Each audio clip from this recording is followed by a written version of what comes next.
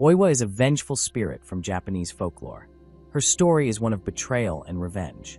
She was a real person who lived in the 17th century, but her legend grew after her tragic death.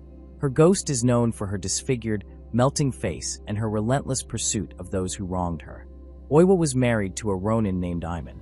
He was a samurai without a master, struggling to make a living. Their life was hard, but Oiwa stayed loyal. Iman, however, was not. He wanted to marry a richer woman to improve his status. He saw Oiwa as a burden. Instead of leaving her honorably, he chose a darker path. Iman plotted to kill Oiwa. He poisoned her, using a substance that slowly destroyed her body. The poison did not kill her quickly. It made her sick, twisted her face, and caused her hair to fall out. When she looked in the mirror, she saw her reflection melting away. The pain was unbearable, but the betrayal hurt more. She died in agony, cursing Iman with her last breath. After her death, Oiwa's spirit refused to move on. She haunted Iman and everyone involved in her murder. Her ghost appeared with a grotesque, half-melted face, her remaining hair tangled and wild. She did not scream or shout. She simply stared, her hollow eyes filled with sorrow and rage. Iman tried to escape her. He fled to different places, but Oiwa followed. Wherever he went, her face appeared, in windows, in shadows, even in the face of his new wife. The new wife saw Oiwa's reflection instead of her own in the mirror. The sight drove her mad. Iman's life unraveled. His plans crumbled, and his mind broke under the weight of Oiwa's curse. The story does not end with Iman's death. Oiwa's spirit lingered, her vengeance unending. Actors who played her in kabuki theater feared her curse. They believed disrespecting her story would bring her wrath. Some claimed to see her ghost backstage, watching them perform. Others reported accidents and misfortunes tied to the role. Oiwa's tale is more than a ghost story. It shows the consequences of betrayal. Iman thought he could discard Oiwa without consequence. He underestimated her, even in death. Her curse was not just about scaring him. It was about justice. She made sure he suffered as she had. The legend also reflects the fears of its time. In Edo period Japan, women had little power. A wife was bound to her husband, with few ways to escape abuse. Oiwa's story gave voice to that helplessness. Her ghost was the vengeance many women could never take in life. Oiwa's appearance is key to her horror. A beautiful woman turned monstrous is a common theme in ghost stories. But Oiwa's melting face is uniquely disturbing. It shows the physical toll of poison, the corruption of her body mirroring the corruption of Iman's soul. Her disfigurement makes her pitiable and terrifying at the same time. Her curse is not limited to Iman. It extends to anyone who mocks her or treats her story lightly. This is why actors and storytellers handle her tale with respect. They offer prayers before performances, asking for her permission to tell her story. Some theaters even keep a small shrine for her, ensuring she is honored. Oiwa's influence reaches beyond folklore. She appears in films, plays, and books. Each retelling adds new layers to her myth, but the core remains the same: a woman wronged, a spirit unforgiving. Her story resonates because betrayal is universal. Everyone understands the pain of broken trust. The way Oiwa haunts is also notable. She does not jump out of the dark or scream. She appears silently, forcing her enemies to see what they have done. Her presence is a constant reminder of their guilt. Iman could not ignore her. Everywhere he turned, she was there, her ruined face accusing him. Some say Oiwa's spirit is still active. People claim to see her in old neighborhoods of Tokyo, near places tied to her story. Others say they feel her presence when they speak of her without respect. Whether these sightings are real or not, they keep her legend alive. Oiwa's story teaches a clear lesson. Betrayal has consequences. Even if the wrongdoer escapes punishment in life, justice may follow in death. Her curse is a warning. Some wrongs cannot be undone, and some spirits never rest. Her tale also raises questions about forgiveness. Most ghost stories end when the spirit gets revenge or finds peace. Oiwa does neither. She continues her haunting, suggesting some wounds never heal. This makes her different from other vengeful spirits. She is not a ghost who can be appeased. She is eternal anger, a force that does not fade. The power of Oiwa's story lies in its simplicity.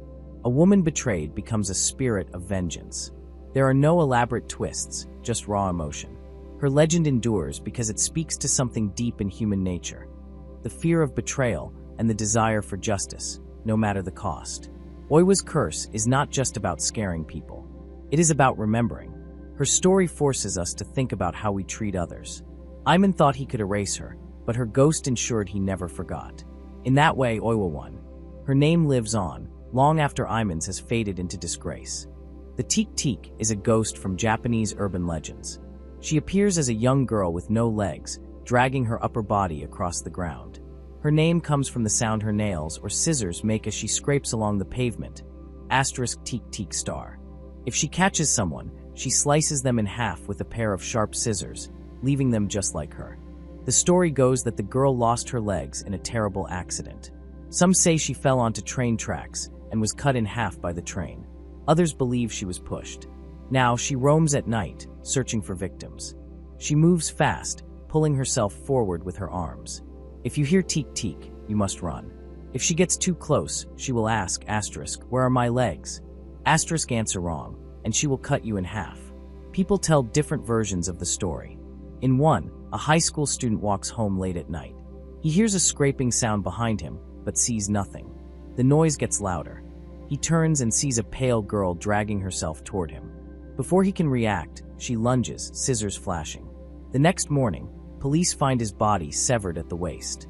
In another version, a group of friends dares one another to say her name 3 times in front of a mirror. The first 2 times, nothing happens. The third time, the mirror cracks, and a hand shoots out, grabbing the one who spoke. The others flee, but when they return, their friend is gone. Only a trail of blood leads away from the broken glass. The Teke Teke legend spreads through whispers and warnings. Parents tell their children not to stay out too late. Students share stories in dorm rooms, turning off the lights to make it scarier. The tale sticks because it plays on common fears: being alone at night, hearing something you can't see, and not being able to escape. Some say you can survive an encounter with Teke Teke if you answer her question correctly. If she asks, where are my legs? You must tell her they are at a specific location, like a train station or a bridge. If you guess right, she might leave you alone. But no one knows for sure, and few want to test it. The story changes depending on who tells it. Sometimes, Teke Teke has long, tangled hair covering her face. Other times, her eyes are hollow, or her mouth stretches too wide when she smiles. The details shift, but the core remains the same: a legless girl, the sound of scraping, and the threat of being cut in half. People use the legend to explain strange noises at night. A scratching sound outside a window? Maybe it's just a tree branch. Or maybe it's Teke Teke. The fear comes from not knowing. Even if you don't believe in ghosts, the idea of something lurking in the dark is hard to shake. The tale also serves as a warning. Don't walk alone at night. Don't linger near train tracks. Don't tempt fate by calling out to spirits. Some say Teke Teke only attacks those who disrespect the dead or mock the supernatural. Others say she takes anyone she can catch. The legend has inspired movies, books, and online creepypastas. Each version adds new twists, but the original story stays simple. A girl with no legs. A pair of scissors. The sound of something dragging closer in the dark. That's enough to keep people looking over their shoulders. Whether real or not, Teke Teke sticks in the mind. The image of her crawling, the metallic scrape of blades on concrete, the question that might save you or doom you. It all adds up to a story that's hard to forget. And that's the power of urban legends. They take everyday fears and give them a shape, a name, and a sound. So the next time you're walking alone at night and hear something behind you, don't look back. Just run. Because you never know what might be dragging itself closer, scissors in hand, ready to ask where its legs are. And you don't want to be the one who has to answer. Hanako-san, the toilet ghost who flushes children away. In Japanese schools, children whisper about Hanako-san. She is a ghost who haunts the bathrooms, especially the third stall. If you knock 3 times and call her name, she answers. But those who hear her voice risk being flushed away, never to return. The legend of Hanako-san is simple but terrifying. She is often described as a young girl with a bob haircut, wearing a red skirt. Some say she died in the school long ago, while others believe she was a victim of war. No one knows for sure. What is certain is that she lingers in the bathroom, waiting for someone to call her.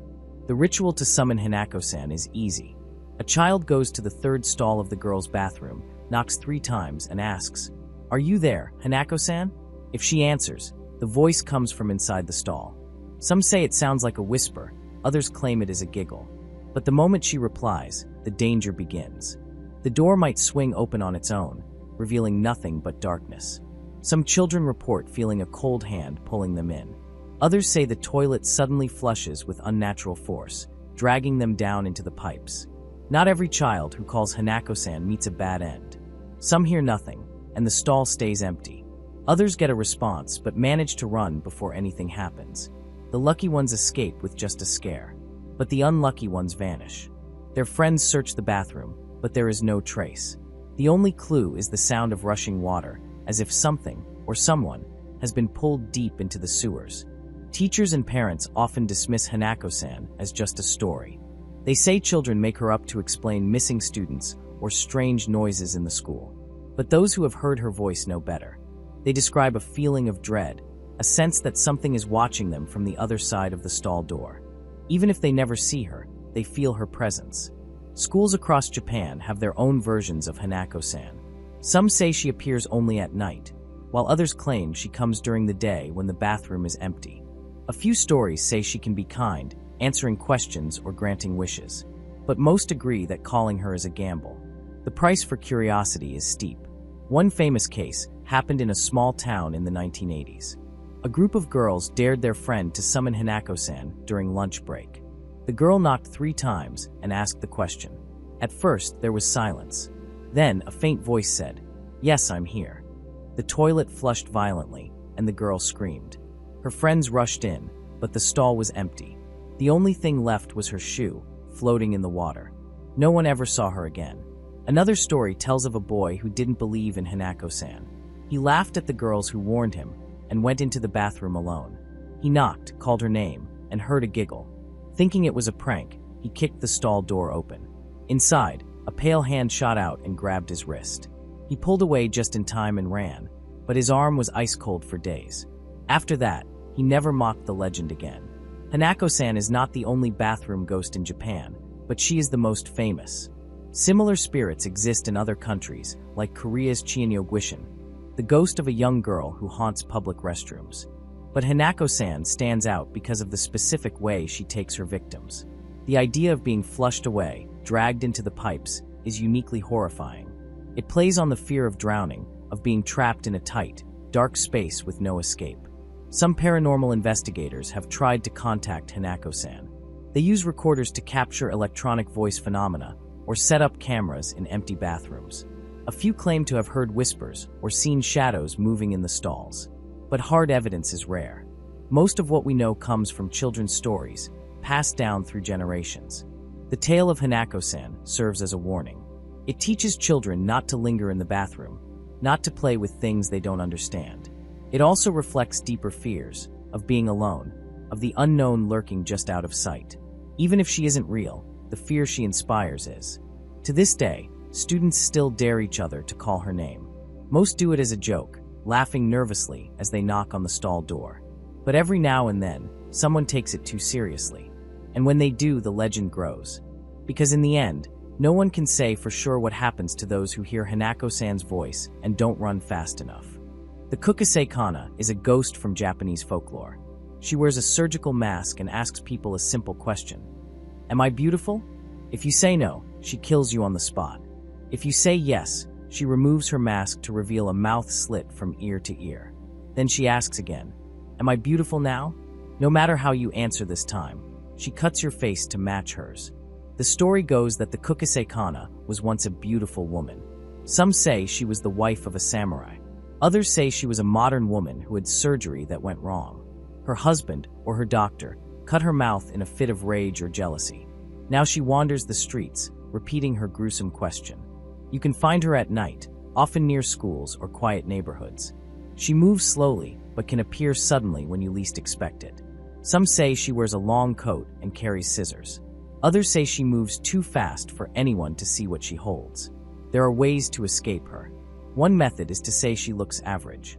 This confuses her and gives you time to run. Another is to throw money or hard candy at her feet. She will stop to pick it up, letting you get away. A third is to ask her the same question first. Am I beautiful? This turns the tables and forces her to answer instead. Parents in Japan sometimes use the Kuchisake-onna to scare their children into coming home before dark. Teachers warn students not to talk to strangers, especially women in masks. The story changes over time, adapting to new fears. In some versions, she drives a car or uses social media to find victims. The tale taps into deep fears about beauty, violence, and trust. A beautiful face can hide something terrible. A simple question can trap you. Even kindness, telling her she is beautiful, can lead to your doom. The Kuchisake-onna is not just a ghost story. She reflects real fears about women, revenge, and the dangers of vanity. Some say she punishes those who judge by appearances. Others say she is just a monster, pure and simple. Either way, if you see a woman in a mask at night, it's best not to answer her question. The Yuki-onna is a ghostly figure from Japanese folklore. She appears on snowy nights, dressed in a white kimono, her skin as pale as the snow itself. Her beauty is striking, but her presence brings danger. She drifts through the blizzards, her feet barely touching the ground, and her breath can freeze a person solid in seconds. Many stories tell of travelers who encounter her. One common tale describes a man lost in a storm. He sees a woman standing in the snow, her long black hair whipping in the wind. She smiles at him, but her eyes hold no warmth. Before he can speak, she breathes on him, and he turns to ice. Others say she sometimes spares her victims, but only if they promise never to speak of her. Those who break their word vanish without a trace. The Yuki-onna is not always cruel. Some legends say she takes pity on lost children, guiding them to safety before disappearing into the night. But most often, she is a merciless spirit, a reminder of winter's deadly power. In some versions of the story, she was once a human woman who died in the snow, and her spirit lingers, bound to the cold. Farmers and woodcutters in mountain villages tell of seeing her near frozen rivers or in dense forests after heavy snowfall. She leaves no footprints, only a trail of frost where she walks. Hunters claim to have heard her voice on the wind, a whisper so faint it could be mistaken for the rustling of snow-laden branches. Those who follow the sound rarely return. The Yuki-onna is not just a ghost, she is winter itself given form. She represents the unforgiving side of nature, the silent killer that waits in the blizzard. People in snowy regions respect her, knowing that one wrong step in a storm could mean meeting her face to face. Some leave offerings at shrines to appease her, hoping she will pass their homes by. There are ways to protect yourself from her, or so the stories say. Carrying wet clothes by the fire keeps her away, as she is drawn to the damp and cold. Wearing red is also said to ward her off, though no one knows why. Most importantly, never travel alone in a snowstorm. The Yuki-onna prefers solitary victims, those with no one to call for help when she appears. Her legend has lasted for centuries because it speaks to a real fear. Winter in the mountains is harsh, and people have always known that nature does not care for human lives. The Yuki-onna is a way to explain the sudden deaths that come with the cold, the way a person can be there one moment and gone the next, swallowed by the snow. Some say she is not evil, just indifferent. She does not hate those she kills, she simply is what she is. A force of nature, beautiful and deadly. To see her is to understand that some things in this world are beyond human control. The best anyone can do is be prepared, stay warm, and hope the snow does not bring her their way. The stories vary from village to village. In some places, she is a vengeful spirit, punishing those who disrespect the mountains.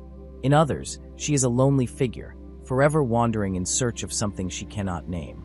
But no matter the version, one thing stays the same. When the snow falls heavy and the wind howls, it is best to stay inside.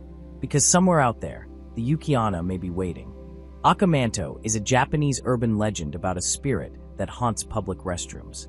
The name translates to red cape, and the story goes like this. If you're alone in a bathroom stall, a voice will ask if you want red paper or blue paper. Your choice decides your fate. Pick wrong, and the consequences are deadly. The spirit appears as a man wearing a red cloak or sometimes a mask.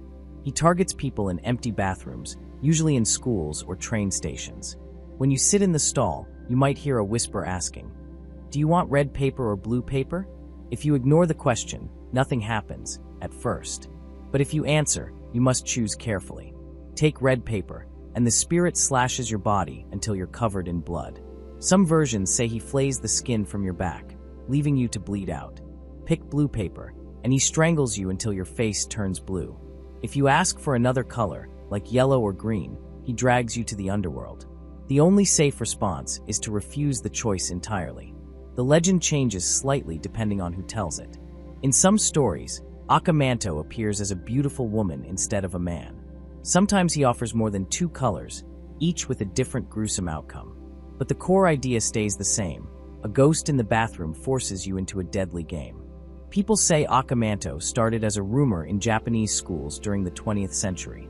Some think it was a way to scare kids into avoiding dirty public restrooms. Others believe it came from older folklore about spirits that lurk in dark, private spaces.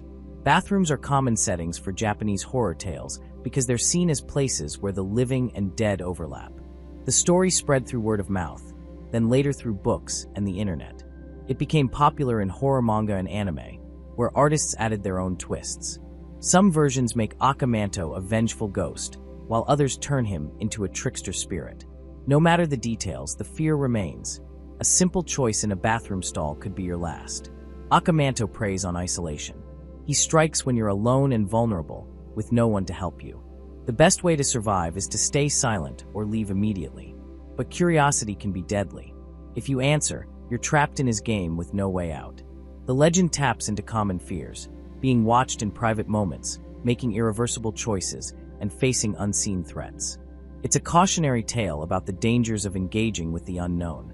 Some say Manto is just a story to keep people cautious.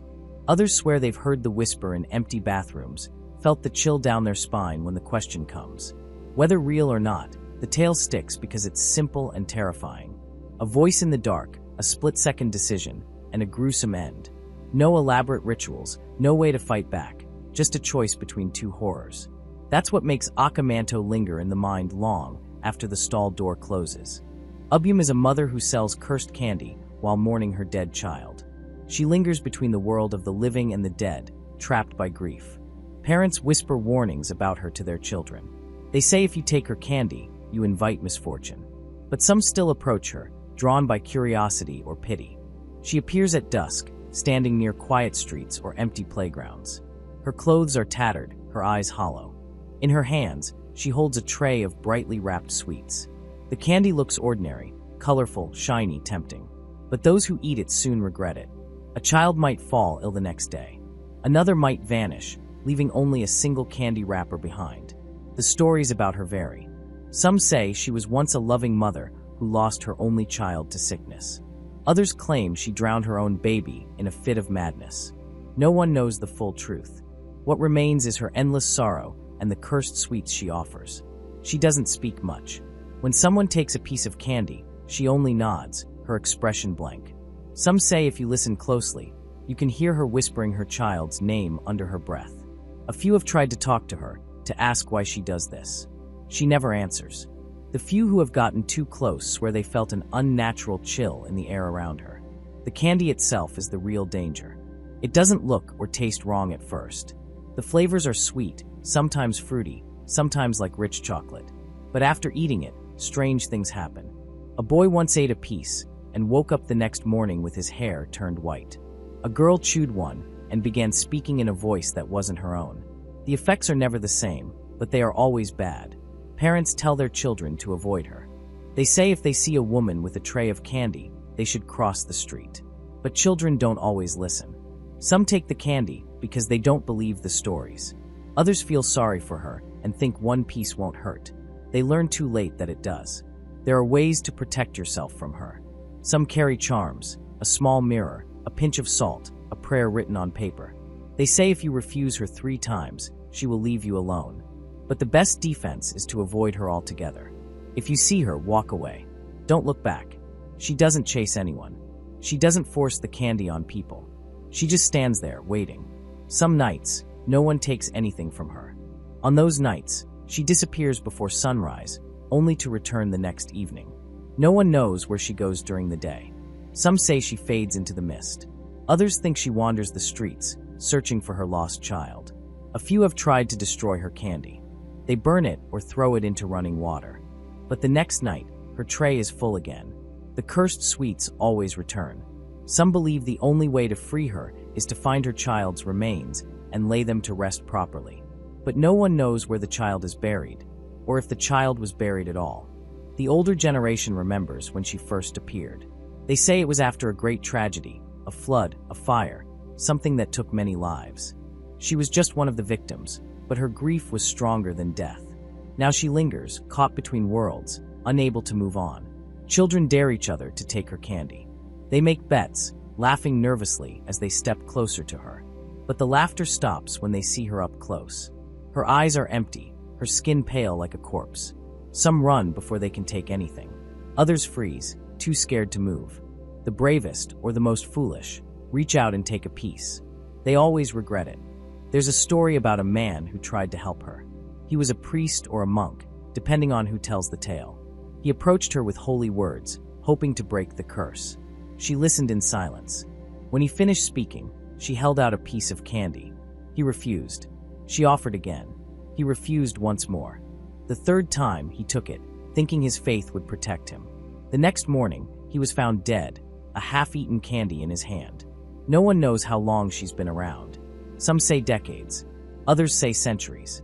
She doesn't age, doesn't change. The only thing that changes is the faces of the children who take her candy. New generations hear the warnings, but some still don't listen.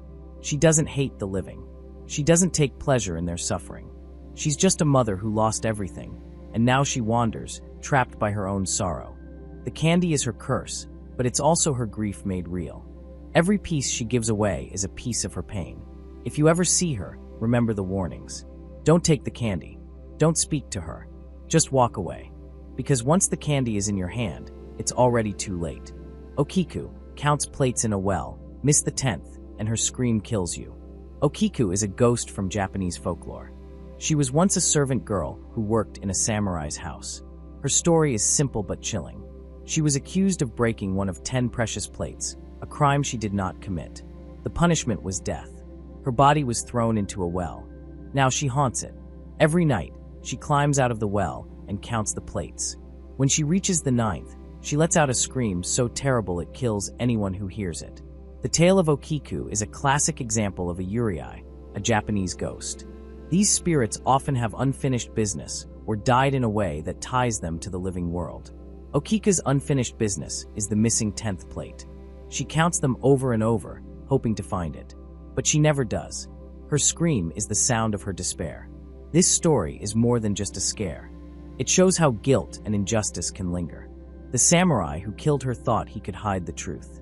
But the truth came back, not as a living accuser, but as something far worse. Okiku's ghost is a reminder that some wrongs cannot be buried. The legend has many versions. In some, Okiku was framed by a man who wanted her for himself. When she refused him, he hid one of the plates and blamed her. In others, the plates were part of a set owned by a powerful family, and their loss was a great dishonor. No matter the details, the core stays the same. Okiku dies unjustly, and her ghost seeks what was taken from her. The well is a key part of the story. In Japanese folklore, wells are often gateways between worlds. They are deep, dark, and lead to places unseen. Throwing a body into a well is like trying to erase it from memory. But Okiku refuses to be forgotten. She climbs out every night, her wet hair clinging to her pale skin, her fingers trembling as she counts. Her counting is methodical. 1, 2, 3. Each number is a step closer to the scream. Those who hear her know the pattern. They know the 9th plate is the last moment of safety. But curiosity or fear keeps them listening. And when the scream comes, it is too late. The scream itself is a weapon. It is not just loud. It carries the weight of her suffering. Some say it freezes the blood. Others say it tears the soul from the body. Whatever the case, no one survives it. This makes Okiku different from other Yurei. Most ghosts frighten or torment. Okiku kills with a sound. The story has been told for centuries. It appears in kabuki plays, books, and even modern films. Each version adds something new, but the heart remains. A wronged woman returns as a spirit, and her rage is deadly. The tale warns against betrayal and cruelty. It says that some debts must be paid, even after death. Okiku's ghost is bound to the plates. In some tellings, the only way to free her is to find the 10th plate. If someone can present it to her, she will stop counting. She will finally rest. But this is not easy. The plate is often lost or destroyed. Even if it exists, finding it means facing her and surviving the count. There are stories of brave or foolish people who try to help her. They wait by the well, listening as she counts. When she reaches 9, they shout the 10th number for her. Sometimes this works. The ghost is satisfied, and she disappears. But other times, it only angers her. She turns on the person, and her scream is their end. The legend also touches on themes of repetition. Okiku is trapped in a cycle. Every night, she goes through the same motions. She cannot move on until the cycle is broken. This is common in ghost stories.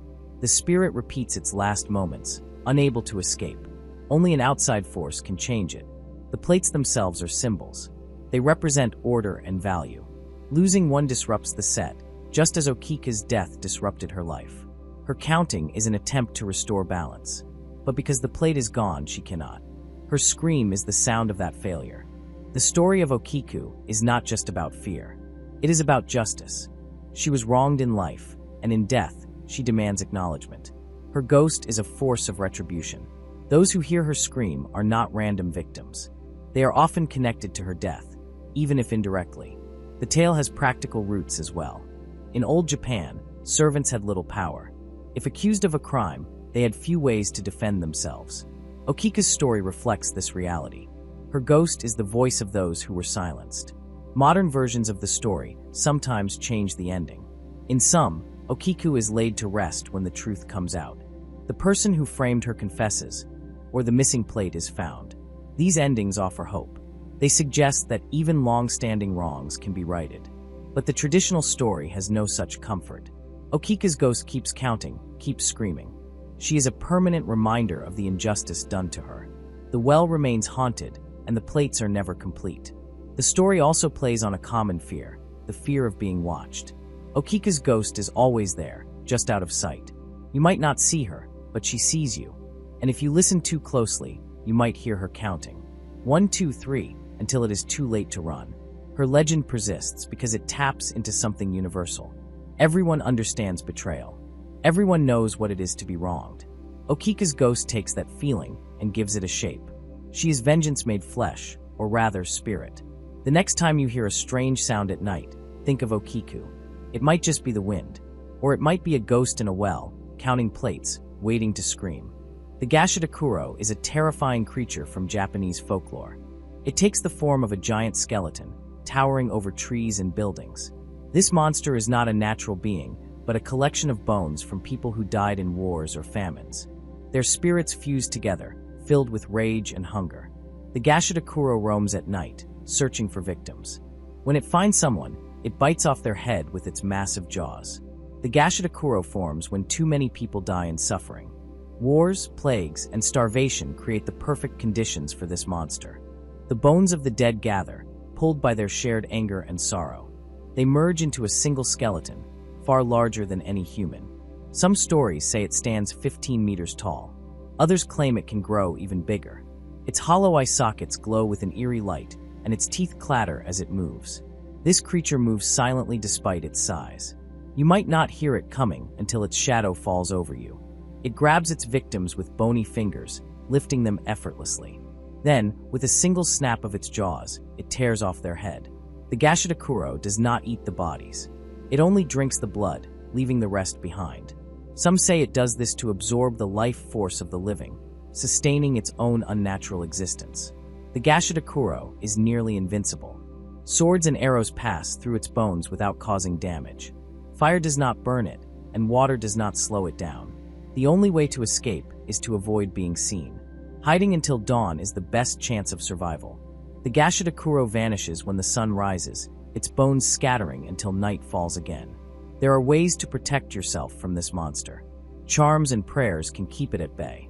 Some people carry Shinto ofuda, paper talismans blessed by priests. Others hang wind chimes near their homes, believing the sound repels evil spirits. If you hear the ringing of bells in the distance at night, it might be the Gashadokuro approaching. Running is not always an option. Its long legs cover ground quickly. Staying still and silent may be the only hope. The Gashadokuro is not mindless.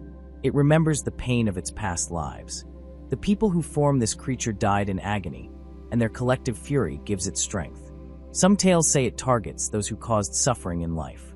Greedy lords, cruel soldiers, and corrupt officials are its preferred victims. But the Gashadokuro does not always choose wisely. Innocent travelers and farmers have fallen to its teeth as well. Stories of the Gashadokuro serve as warnings. They remind people of the consequences of war and neglect. When rulers ignore the suffering of their people, they invite disaster. The monster is a symbol of unrestrained vengeance, a force that cannot be controlled once unleashed. It shows what happens when too many voices cry out for justice and are ignored. Encounters with the Gashadokuro are rare but unforgettable. Survivors speak of the dread that fills the air when it appears. The temperature drops, and a foul stench rises from the earth. The sound of grinding bones echoes in the darkness. Those who escape often change their ways, vowing to live better lives. Some become monks or shrine maidens, dedicating themselves to peace. The Gashadokuro is not the only skeleton monster in folklore, but it is one of the most feared. Its size and strength make it nearly unstoppable. Unlike other spirits, it does not haunt a single place. It wanders wherever suffering has been great, seeking retribution. Villages with bloody histories report sightings more often. Battlefields and mass graves are its breeding grounds. Some believe the Gashadokuro can be put to rest. Proper burials and memorials for the dead may prevent its formation. Honoring those who died in pain reduces their anger. Festivals and offerings keep their spirits calm. When the dead are remembered with respect, they have no reason to rise as monsters. This is why Japanese culture places such importance on honoring ancestors. The Gashadokuro is more than just a scary story. It reflects real fears about death and injustice. In times of war, people see horrors that stay with them forever. The idea of the dead returning as a monstrous force is a way to process that trauma. The Gashadokuro is a warning. Ignore the suffering of others, and it may come back to destroy you. Modern sightings of the Gashadokuro are rare, but some claim it still appears. Remote areas with tragic histories sometimes report strange noises at night. Farmers find headless bodies in the morning, with no explanation. Skeptics dismiss these stories as superstition, but those who believe take precautions. They keep charms close and avoid walking alone after dark. The Gashadokuro is a reminder that the past is never truly gone. The pain of those who came before lingers, waiting for acknowledgement. Ignoring it risks awakening something far worse. The giant skeleton does not discriminate. It takes vengeance where it can. The best defense is to live in a way that prevents its creation. Treat others with kindness and honor the dead. Only then can the Gashadokuro be kept at bay. The Futakuchi-onna is a strange and frightening creature from Japanese folklore. She looks like an ordinary woman at first, but she has a second mouth hidden on the back of her head. This mouth is not like a normal one. It is always hungry, demanding food, and sometimes even speaking on its own. The woman herself may seem kind or shy, but the mouth on her head has a mind of its own. The story goes that a Futakuchi-onna does not start her life with two mouths.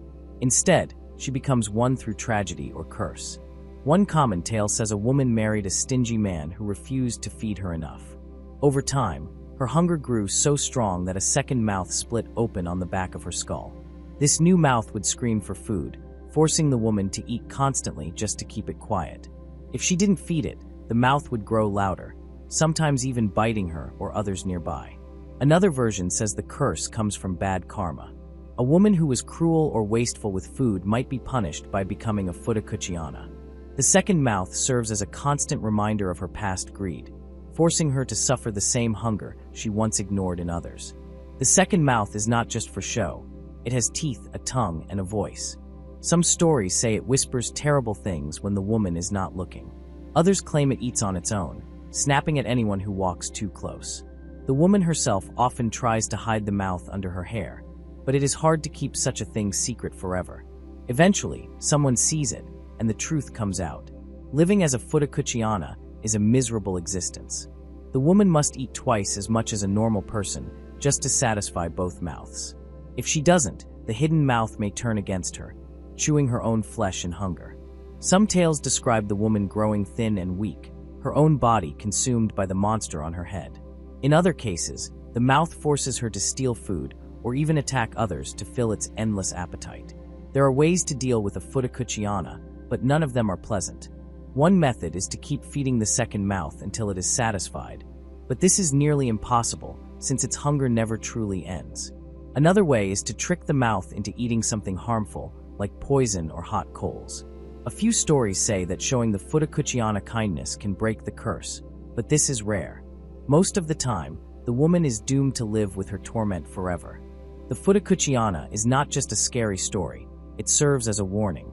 In a time when food was scarce, wasting it was a serious crime. The tale reminds people to be grateful for what they have and to share with those in need.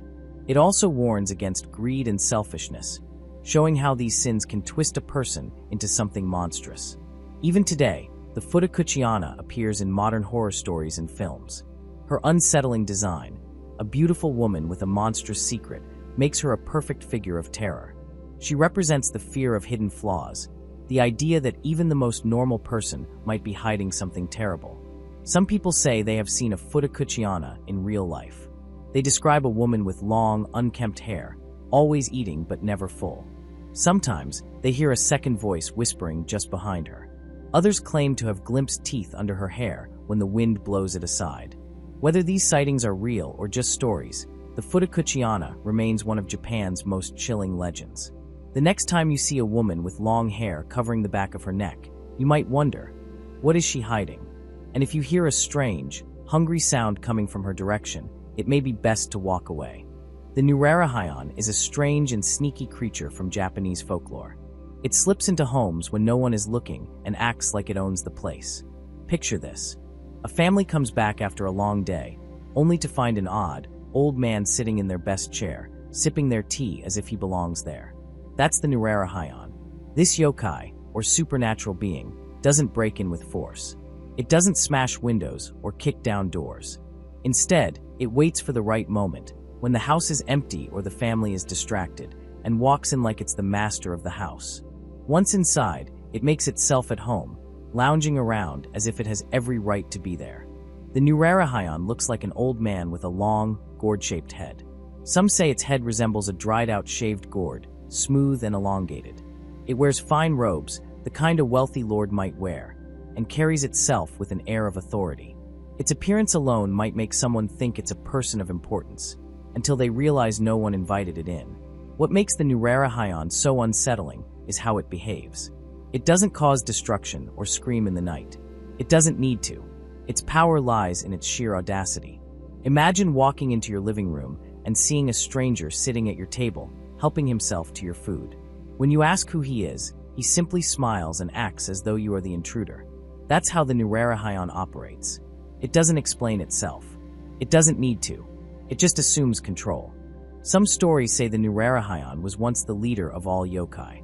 In these tales, it doesn't just sneak into human homes. It commands other supernatural beings, leading them on nighttime processions. These parades, known as Hyaki Yagyo, or Night Parade of 100 Demons, happen when yokai roam the streets in great numbers. The Nurarihyon doesn't always participate, but when it does, it walks at the front, the undisputed master of the procession. Despite its high status in some legends, the Nurarihyon isn't a violent creature. It doesn't attack people or curse them. Its mischief is subtler. It might rearrange furniture just enough to confuse the household. It could eat the last bite of a meal someone was saving. Small, irritating things that make people question their own memory. There are ways to deal with the Nurarihyon, though none are foolproof. Some say ignoring it works best. If you pretend not to notice it, the creature might grow bored and leave. Others suggest politeness, offering it tea or a place to sit, but never letting it take full control. The moment you treat it like the master of the house, it wins. The Nurarihyon isn't unique in its behavior. Many cultures have stories of creatures that invade homes and claim them as their own. But what sets the Nurarihyon apart is its quiet confidence. It doesn't need to threaten or scare. It just sits there, sipping tea, and dares anyone to challenge its right to be there. In modern times, the Nurarihyon has appeared in manga, anime, and video games. These versions often play up its role as a yokai leader, giving it more power and presence than the original folklore. But at its core, the Nurarihyon remains the same, a creature that walks in uninvited and acts like it owns the place. The next time you come home and find something slightly out of place, or feel like someone else has been in your house, think of the Nurarihyon. It might not be real, but the idea of it lingers. A reminder that sometimes the most unsettling things are the ones that don't make a sound. They just slip in and act like they belong. The Jorōgumo is a creature from Japanese folklore. She appears as a beautiful woman, but is really a giant spider in disguise. Her name means binding bride, or horse spider. She uses her human form to trick men. Once she gains their trust, she wraps them in silk and eats them. The Jorōgumo lives near water, often in caves or abandoned huts. She spins webs so strong they can trap a grown man. Some stories say she plays a musical instrument, like a biwa, to lure victims. The music sounds sweet and sad, drawing curious travelers closer. Once a man steps into her home, she reveals her true form. Her legs stretch out, her eyes multiply, and her silk binds him before he can run. One famous tale tells of a young samurai who stops at a lonely house by a river. A beautiful woman greets him, offering tea and shelter. She flatters him, calling him brave and handsome. He stays the night, but as he sleeps, sticky threads wrap around his arms and legs. He wakes to see her grinning, her mouth too wide, her limbs too many. He fights free with his sword, cutting through the silk just in time. Not all stories end with escape. Many men vanish near rivers, leaving only shreds of silk behind. Some say the Jorōgumo keeps them alive for days, feeding on them slowly. Others believe she drains them dry in one night. The Jorōgumo is not just a hunter. She is also a shapeshifter. Some legends say she learns human speech by listening to travelers. She mimics their voices to sound more convincing. In one story, a man hears his dead wife's voice calling from a dark cave. When he enters, silk wraps around his throat. Not every encounter ends in death. A few tales tell of men who outsmart her. They might spot her reflection in water. Not a woman, but a spider. Others notice her shadow has too many legs. One clever traveler throws salt at her, knowing spiders hate it. She screeches and flees, leaving him unharmed. The Jorōgumo is more than a monster. She represents danger hidden behind beauty. In old Japan, women who lured men for money were sometimes called Joro. The spider reflects fear of deceit, of trusting the wrong person. Even today, people warn against spider women, those who charm to exploit. The myth persists in modern Japan. You might see her in manga, anime, or video games. She is often portrayed with a mix of allure and horror, long hair, sharp nails, and a smile that shows too many teeth. Some versions make her tragic, cursed to kill when she longs for love. Others keep her purely evil, a predator who enjoys the hunt. Fishermen still tell stories of Jorōgumo near misty rivers. They say if you hear music with no player, turn back. If a beautiful woman lives alone in the woods, be wary. And if you wake up stuck to your bedroll, don't look up. The Noppera-bō is a ghost from Japanese folklore. It looks human at first, but when it turns to face you, it has no face. No eyes, no nose, no mouth, just smooth, blank skin. The stories say it can wipe away a person's identity with just a touch. People who meet the Noppera-bō often don't realize it at first. It might appear as a stranger on a dark road, or even mimic someone familiar. The moment it reveals its lack of a face, the shock alone can paralyze. Some say the touch comes after, cold fingers brushing skin, and then nothing. The victim forgets who they are. Their name, their past, even their own reflection means nothing to them. The Noppera-bō doesn't always act with malice. In some tales, it's more of a trickster, scaring people for its own amusement. A traveler walking home at night might see a woman crying by the roadside. When they stop to help, she lifts her head, no face. The traveler runs, only to bump into another person. This one seems normal until they wipe their face away like a mask, revealing the same emptiness beneath. Other stories are darker. The Noppera-bō doesn't just frighten. It takes. A man wakes up one morning and his wife doesn't recognize him. He shouts his name, shows her their wedding photo, but she stares at him like he's a stranger. He looks in the mirror and sees nothing wrong, but to everyone else, he's no one. The ghost has erased him from the world's memory.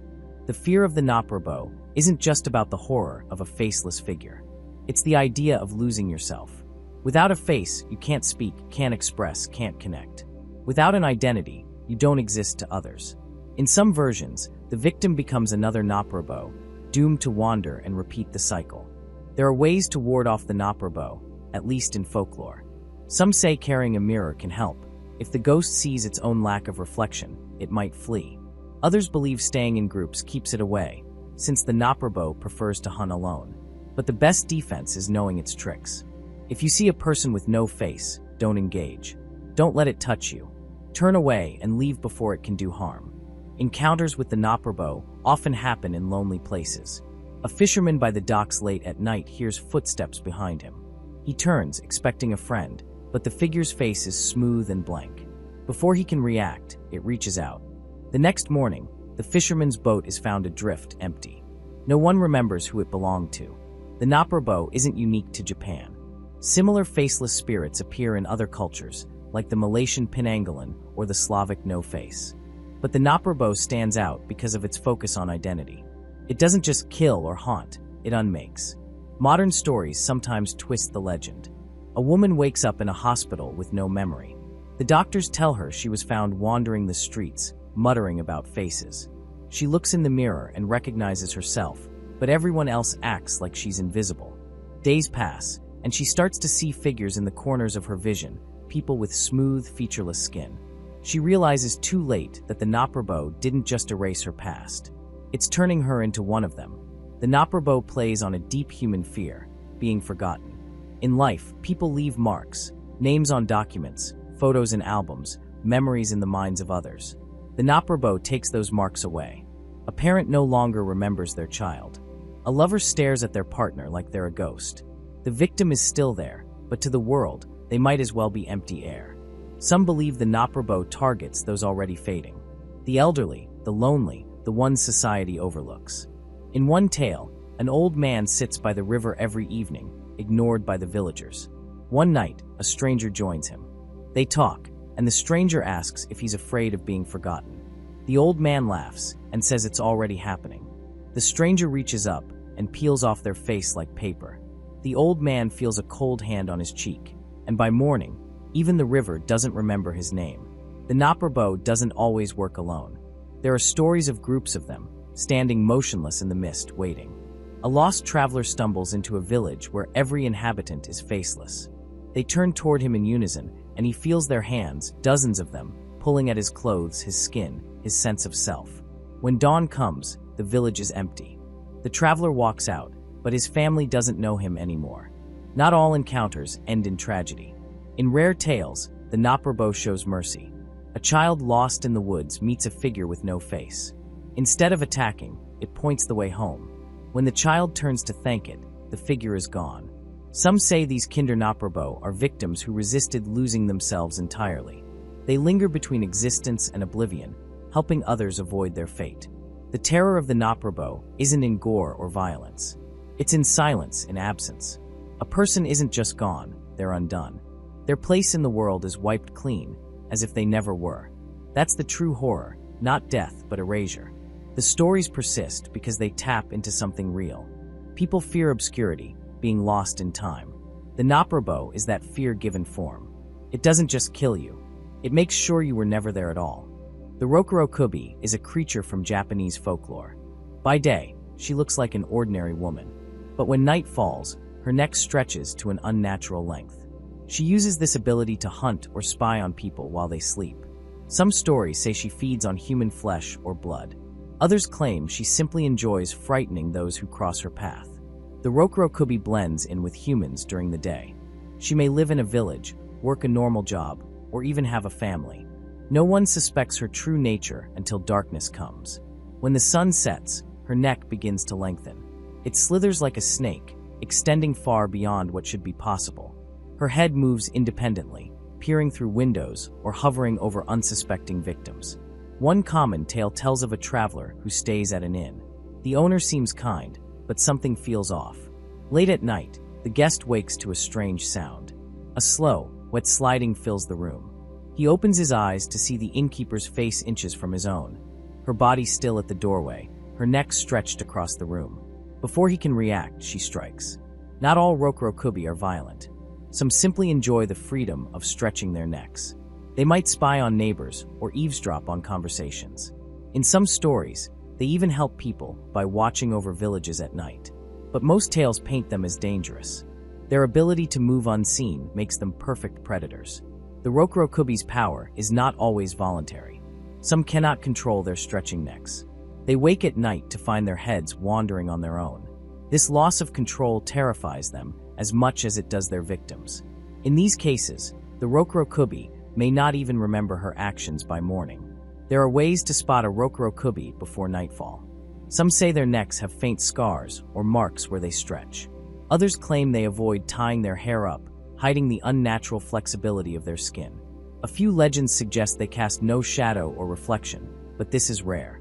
Most rely on blending in perfectly. Defending against a Rokurokubi is difficult. Since she appears human by day, few suspect her. At night, her long neck gives her an advantage. She can strike from a distance, retreating before anyone fights back. Some say loud noises or bright lights scare her away. Others believe certain charms or prayers can keep her at bay. But the best defense is to avoid her altogether. Leave the area before night comes. The Rokurokubi's origins vary. Some believe they are cursed women, punished for past misdeeds. Others think they are born this way, a secret bloodline hiding among humans. A few stories say they gain their powers through dark rituals or pacts with spirits. Whatever the cause, they live double lives, hiding their true selves until darkness gives them freedom. Modern interpretations sometimes soften the Rokurokubi. She appears in books and films as a tragic figure, struggling with her nature. But in traditional tales, she is a thing of terror.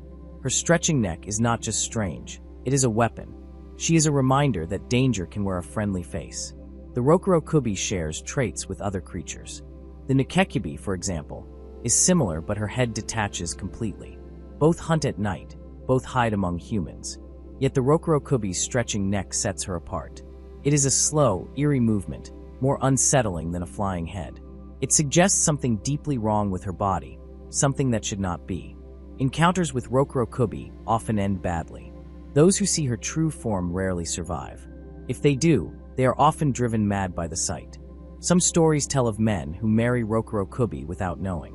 They live happily until one night they wake to their wife's face hovering above them, her body nowhere in sight. The Rokurokubi thrives in darkness. She needs the cover of night to hunt. Daylight weakens her, forcing her back into human form. This cycle repeats endlessly, a normal life by day, a monstrous one by night. She cannot escape it, even if she wants to. Some Rokurokubi embrace their nature. They enjoy the fear they cause. Others despise it, trapped in a body that betrays them. But all share one thing: they are never what they seem. The woman selling fish in the market, the quiet neighbor, the kind innkeeper. Any of them could be a Rokurokubi. And when the sun sets, their necks will stretch, and the hunt will begin. The kappa is a creature from Japanese folklore known for lurking in rivers, lakes, and ponds. It looks like a mix between a turtle and a monkey, with a beak-like mouth and a shell on its back. Its most unusual feature is a dish-like depression on its head that holds water. If this water spills, the kappa loses its strength. The creature is strong, fast, and a skilled swimmer, making it dangerous to anyone who comes too close to its watery home. The kappa waits underwater for its victims, often children or careless travelers. It pulls them under, drowning them to steal their shirikodama, a mythical ball said to hold a person's soul. The kappa needs this soul to survive, much like how some animals hunt for food. Without stealing the shirikodama, the kappa weakens and may die. Despite its violent nature, the kappa has rules. It follows strict manners, especially politeness. If a person bows deeply, the kappa will bow in return, spilling the water from its head and losing its power. This gives the person a chance to escape or even force the kappa to make a promise, such as never harming people again. Some stories say farmers made deals with kappas, exchanging cucumbers, their favorite food, for protection or help with irrigation. Kappas also have knowledge of medicine and bone setting. In some tales, they teach humans these skills in exchange for favors. But they are tricksters, and any deal with them comes with risks. They might promise to help a village, but later drown a child. They enjoy sumo wrestling and will challenge humans to matches, but losing to a kappa can be deadly. Parents in Japan once warned their children about playing near water alone. They said the kappa would drag them under if they weren't careful. This kept children from wandering too close to dangerous rivers. Even today, some regions have signs near water warning of kappas, blending folklore with safety. The kappa's appearance changes slightly depending on the story. Some describe it as green or blue, with webbed hands and feet. Others say it has fish-like scales or a turtle's shell. The dish on its head is always present, though, its greatest weakness. Fishermen tell stories of kappas stealing fish from nets or pulling boats under. Some claim to have seen them at dusk, their eyes glowing in the dark water. Others say they've heard their strange laughter, like a mix between a monkey and a bird. One famous tale tells of a kappa who promised to stop drowning people if a village built a shrine by the river. The villagers agreed, and the drowning stopped. But years later, when the shrine fell into disrepair, children started disappearing again. The kappa had returned, punishing them for breaking their promise. Another story describes a man who outsmarted a kappa by bowing first. The kappa bowed back, spilling its water, and the man quickly refilled the dish, gaining the creature's loyalty. The kappa served him for years, helping with farm work and healing the sick. But when the man died, the kappa returned to the river, waiting for its next victim. Kappas fear metal and loud noises. Some people carry iron charms or bells near water to scare them away. Others throw cucumbers into rivers before swimming, hoping to satisfy the kappa so it leaves them alone. The kappa's reputation is a mix of danger and strange kindness. It drowns without mercy, but can also keep its word if treated with respect. It is a reminder that water, though necessary for life, can also be deadly.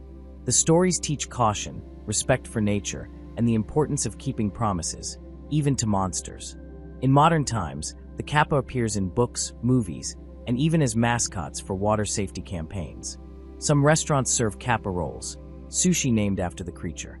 The legend lives on, changing with the times but always keeping its core, a warning about the dangers hidden in deep water. Farmers near rivers still joke about kappas when tools go missing or crops grow unusually well. They say a kappa must have taken them or helped in the night. Others leave cucumbers by the water's edge, just in case. Scientists have tried to explain the kappa myth. Some say it came from sightings of giant salamanders, which live in Japanese rivers and have wrinkled, human-like skin. Others think it was a way to explain drownings, giving people a monster to blame instead of the unpredictable water itself. No matter the origin, the kappa remains one of Japan's most famous yokai. It is a creature of both terror and odd generosity, a lesson wrapped in a monster's form. The next time you stand by a quiet river, watch the water carefully. You might just see a ripple where nothing should be moving, or hear a faint, strange laugh from the depths. The Tsuchigumo is a fearsome creature from Japanese folklore. It takes the form of a giant spider, often lurking in dark places or deep in the mountains. Stories say it preys on travelers who wander too far from safety. Unlike smaller spiders that weave webs to catch insects, the Tsuchigumo hunts humans. It is cunning, strong, and ruthless. Legends describe the Tsuchigumo as more than just a beast. Some tales say it can shapeshift, taking the form of a human to lure victims. A traveler might meet a kindly old man on the road, only to discover too late that he is the spider in disguise. Other stories claim that Tsuchigumo commands smaller spiders, sending them out to scout for prey. Once it finds a target, it strikes with speed and precision. The Tsuchigumo is not just a mindless monster. It is clever. It knows how to wait for the right moment to attack. A group of warriors might camp in the woods, feeling safe by their fire. But the Tsuchigumo watches from the shadows. It waits until the fire burns low and the guards grow tired. Then it strikes, dragging one of them into the darkness before the others can react. Fighting a Tsuchigumo is dangerous. Its body is tough, and its legs are like spears. It can move quickly, darting from one spot to another before a blade can reach it. Some legends say only the strongest warriors can defeat it. One famous story tells of a hero who fought a Tsuchigumo in its lair. The spider had wrapped its victims in silk, saving them for later. The hero cut through the webs, dodging the creature's strikes until he found an opening. With one clean blow, he severed its head. Not all encounters end in victory. Many tales warn of those who underestimated the Tsuchigumo. A hunter might track it, thinking it is just a large animal. But the Tsuchigumo is no ordinary beast. It sets traps, using its webs to trip or ensnare those who chase it. Once caught, escape is nearly impossible. The more a victim struggles, the tighter the silk becomes. The Tsuchigumo is also a symbol. In older times, people used the name to describe bandits or rebels who hid in the wilds. Just like the spider, these men were dangerous and hard to find. They ambushed travelers and avoided open battles. Calling someone a Tsuchigumo was an insult, comparing them to a monster. Some believe that Tsuchigumo is more than a myth. In remote areas, people still tell stories of strange creatures in the woods. A missing person might be blamed on the spider, especially if no other explanation fits. Whether real or not, the fear of the Tsuchigumo persists. It represents the unknown dangers of the wild, the things that wait just beyond the light of the fire. The Tsuchigumo's lair is often described as a cave or a ruined temple.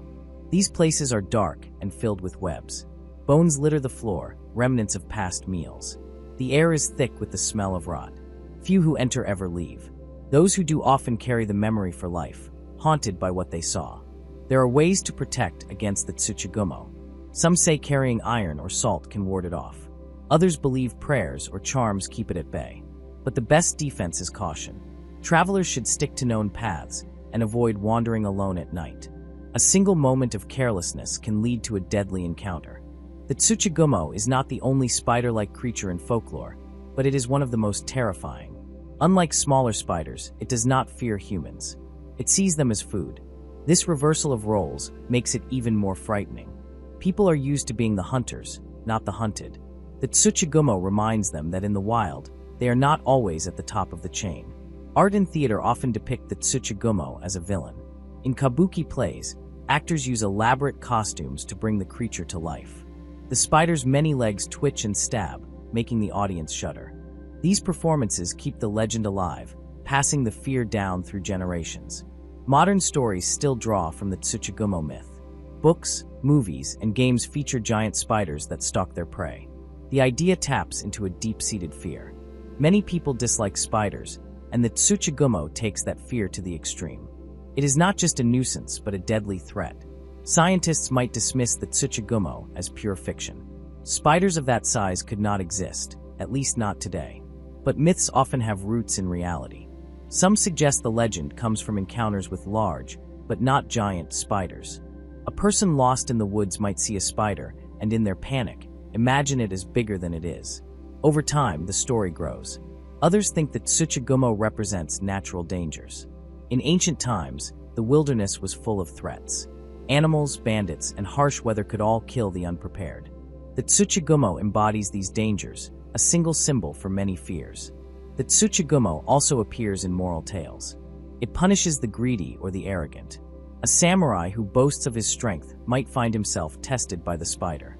A thief who steals from a shrine could stumble into its lair. These stories teach lessons about humility and respect. Despite its terror, the Tsuchigumo fascinates. People are drawn to monsters, especially those that are both familiar and alien. A spider is a common sight, but one the size of a man is the stuff of nightmares. This mix makes the Tsuchigumo a lasting figure in folklore. The next time you walk through a dark forest or pass an old cave, listen closely. The rustle of leaves might just be the wind, or it might be something else. Something with too many legs, watching and waiting. The Tsuchigumo is out there, in the stories if not in the flesh. And that is enough to make anyone look twice at the shadows. Yurei are classic white-robed ghosts from Japanese folklore. They appear with long, dangling arms and hollow, empty eyes. These spirits are tied to the world of the living by strong emotions, often sorrow or rage.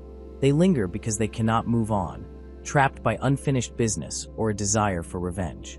Yurei stories have been told for centuries. They appear in plays, books, and modern films. The image of a Yurei is striking, a pale figure in a white burial kimono, with unkempt black hair and hands that hang limp. The white robe symbolizes death, as the dead in Japan were traditionally dressed in white for burial. The hollow eyes suggest a loss of humanity, a soul that has become something else. These ghosts often haunt specific places or people. A Yurei might return to the home where it suffered, or it might attach itself to someone who wronged it in life. Many tales describe Yurei appearing near water, in old houses, or in lonely graveyards. They do not wander aimlessly. They have a purpose, even if that purpose is only to be seen and remembered. One common type of Yurei is the onryo, a vengeful spirit. These ghosts come back to punish the living. A famous example is the story of Oiwa, a woman betrayed and poisoned by her husband. After her death, she returns as a Yurei, her face twisted in agony, to torment him and drive him to madness. Her story has been told in kabuki plays and remains one of the most well-known ghost tales in Japan. Not all Yurei seek revenge. Some are simply lost. They might not realize they are dead, or they might be waiting for a loved one. In these cases, the ghost is more sad than frightening. It lingers because it cannot let go, not because it wants to harm anyone. These Yurei often appear in stories where the living help them find peace, whether by fulfilling a last wish or by uncovering the truth about their death. The way Yurei move is also important. They do not walk like the living. Some float just above the ground, their feet never touching the floor. Others drag themselves, as if weighed down by their sorrow. Their movements are slow and unnatural, adding to their eerie presence. When they vanish, it is often sudden. One moment they are there, the next they are gone without a sound. Yurei are tied to certain rituals. In Japan, the Obon festival is a time when the spirits of the dead are believed to return to the world of the living. Families clean graves and leave offerings to honor their ancestors. But not all spirits are peaceful. Some Yurei do not come back for celebration. They come back because they are trapped. This is why rituals exist to put them to rest. A priest might chant prayers, or a family might correct a past wrong to free the ghost from its suffering. Modern culture keeps the Yurei legend alive. They appear in horror movies, manga, and video games. The imagery is so strong that even people outside Japan recognize the white-robed ghost with long black hair. But these stories are more than just scares. They reflect deeper fears, of betrayal, of unfinished business, of being forgotten. The Yurei is not just a monster.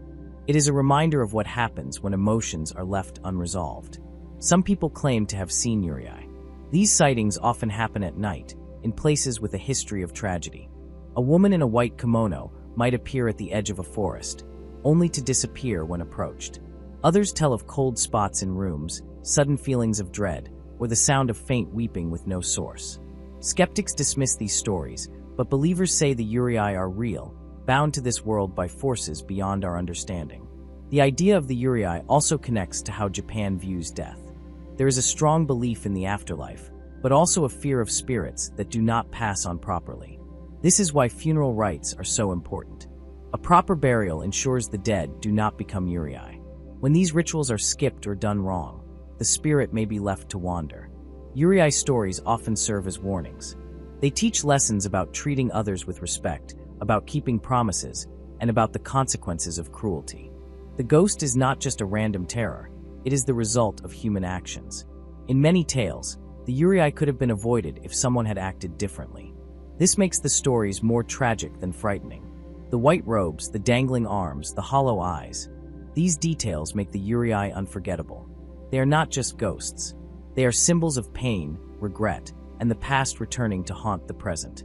Whether they seek revenge or just want to be remembered, their presence lingers long after the story ends. Onryo, vengeful spirits who inflict suffering until their rage is appeased. Onryo are spirits driven by anger and a need for revenge. They come back from the dead to punish those who wronged them in life. These ghosts do not rest until they feel justice has been served. Their stories appear in Japanese folklore, theater, and modern horror films. The Onryo's power comes from their emotions, usually betrayal, pain, or injustice. They act without mercy, often harming not just their enemies, but anyone nearby. An Onryo forms when a person dies with deep hatred or sorrow. The stronger the feelings, the more dangerous the spirit. Many stories tell of women who suffered greatly in life, such as being betrayed by lovers or killed by abusive families. When they return as Onryo, they bring death and chaos. Their appearance reflects their pain: long, unkempt hair, white burial robes, and sometimes no feet, as if floating. Their eyes may show pure rage or endless sadness. One famous example is the story of Oiwa from the play Yotsuya Kaiten. A woman named Oiwa is poisoned by her husband, who wants to marry another. The poison disfigures her face, and she dies in agony. She returns as an Onryo, haunting her husband and driving him to madness. Everywhere he turns, he sees her ruined face. She does not stop until he suffers as she did. This tale shows how an Onryo's revenge is personal and relentless. Onryo do not follow the rules of the living. They manipulate the world around them to cause fear and suffering. They might make objects move on their own, appear in reflections, or whisper curses. Some bring disease or disasters. Their presence often chills the air, and those near them may feel dread for no clear reason. Unlike other ghosts, Onryo do not fade with time. Their anger keeps them tied to the world, growing stronger if ignored. To stop an Onryo, people must address its rage. Simple tricks like salt or charms may not work. The spirit demands real justice, punishing the guilty, revealing the truth, or giving it proper respect. In some stories, a ritual or offering calms the ghost. In others, only the death of the wrongdoer ends the haunting. If no solution is found, the onryo may keep attacking forever. Modern films like The Ring and The Grudge borrow from onryo legends. The ghosts in these movies kill without reason because their anger is too great to target just one person. They spread suffering like a curse, trapping new victims in their cycle of rage. This reflects the idea that some pain cannot be contained. It infects everything it touches. Onryo remind us that unresolved anger has consequences. Their stories warn against betrayal, cruelty, and ignoring the suffering of others. They show what happens when pain is left to fester, growing beyond control. While they are fearsome, they also represent a cry for justice, one that cannot be silenced, even by death. Betobeto-san is a strange and playful spirit from Japanese folklore. You cannot see it, but you can hear it. It follows you, copying the sound of your footsteps. If you walk down a quiet street at night, you might notice an extra set of steps behind you, even though no one is there. Some people find it unsettling, while others think it is harmless. The legend says Betobeto-san does not mean any harm. It just enjoys mimicking the sounds people make when they walk. The name comes from the Japanese onomatopoeia Betobeto, which describes the sound of sticky or heavy footsteps. Imagine walking in wet shoes. That squishy, slapping noise is what Betobeto-san recreates as it trails behind you. People first started telling stories about Betobeto-san many years ago. It often appears in rural areas or quiet neighborhoods where the streets are empty at night. The spirit does not speak or show itself. It only makes noises, matching the rhythm of your walk. If you speed up, the footsteps speed up.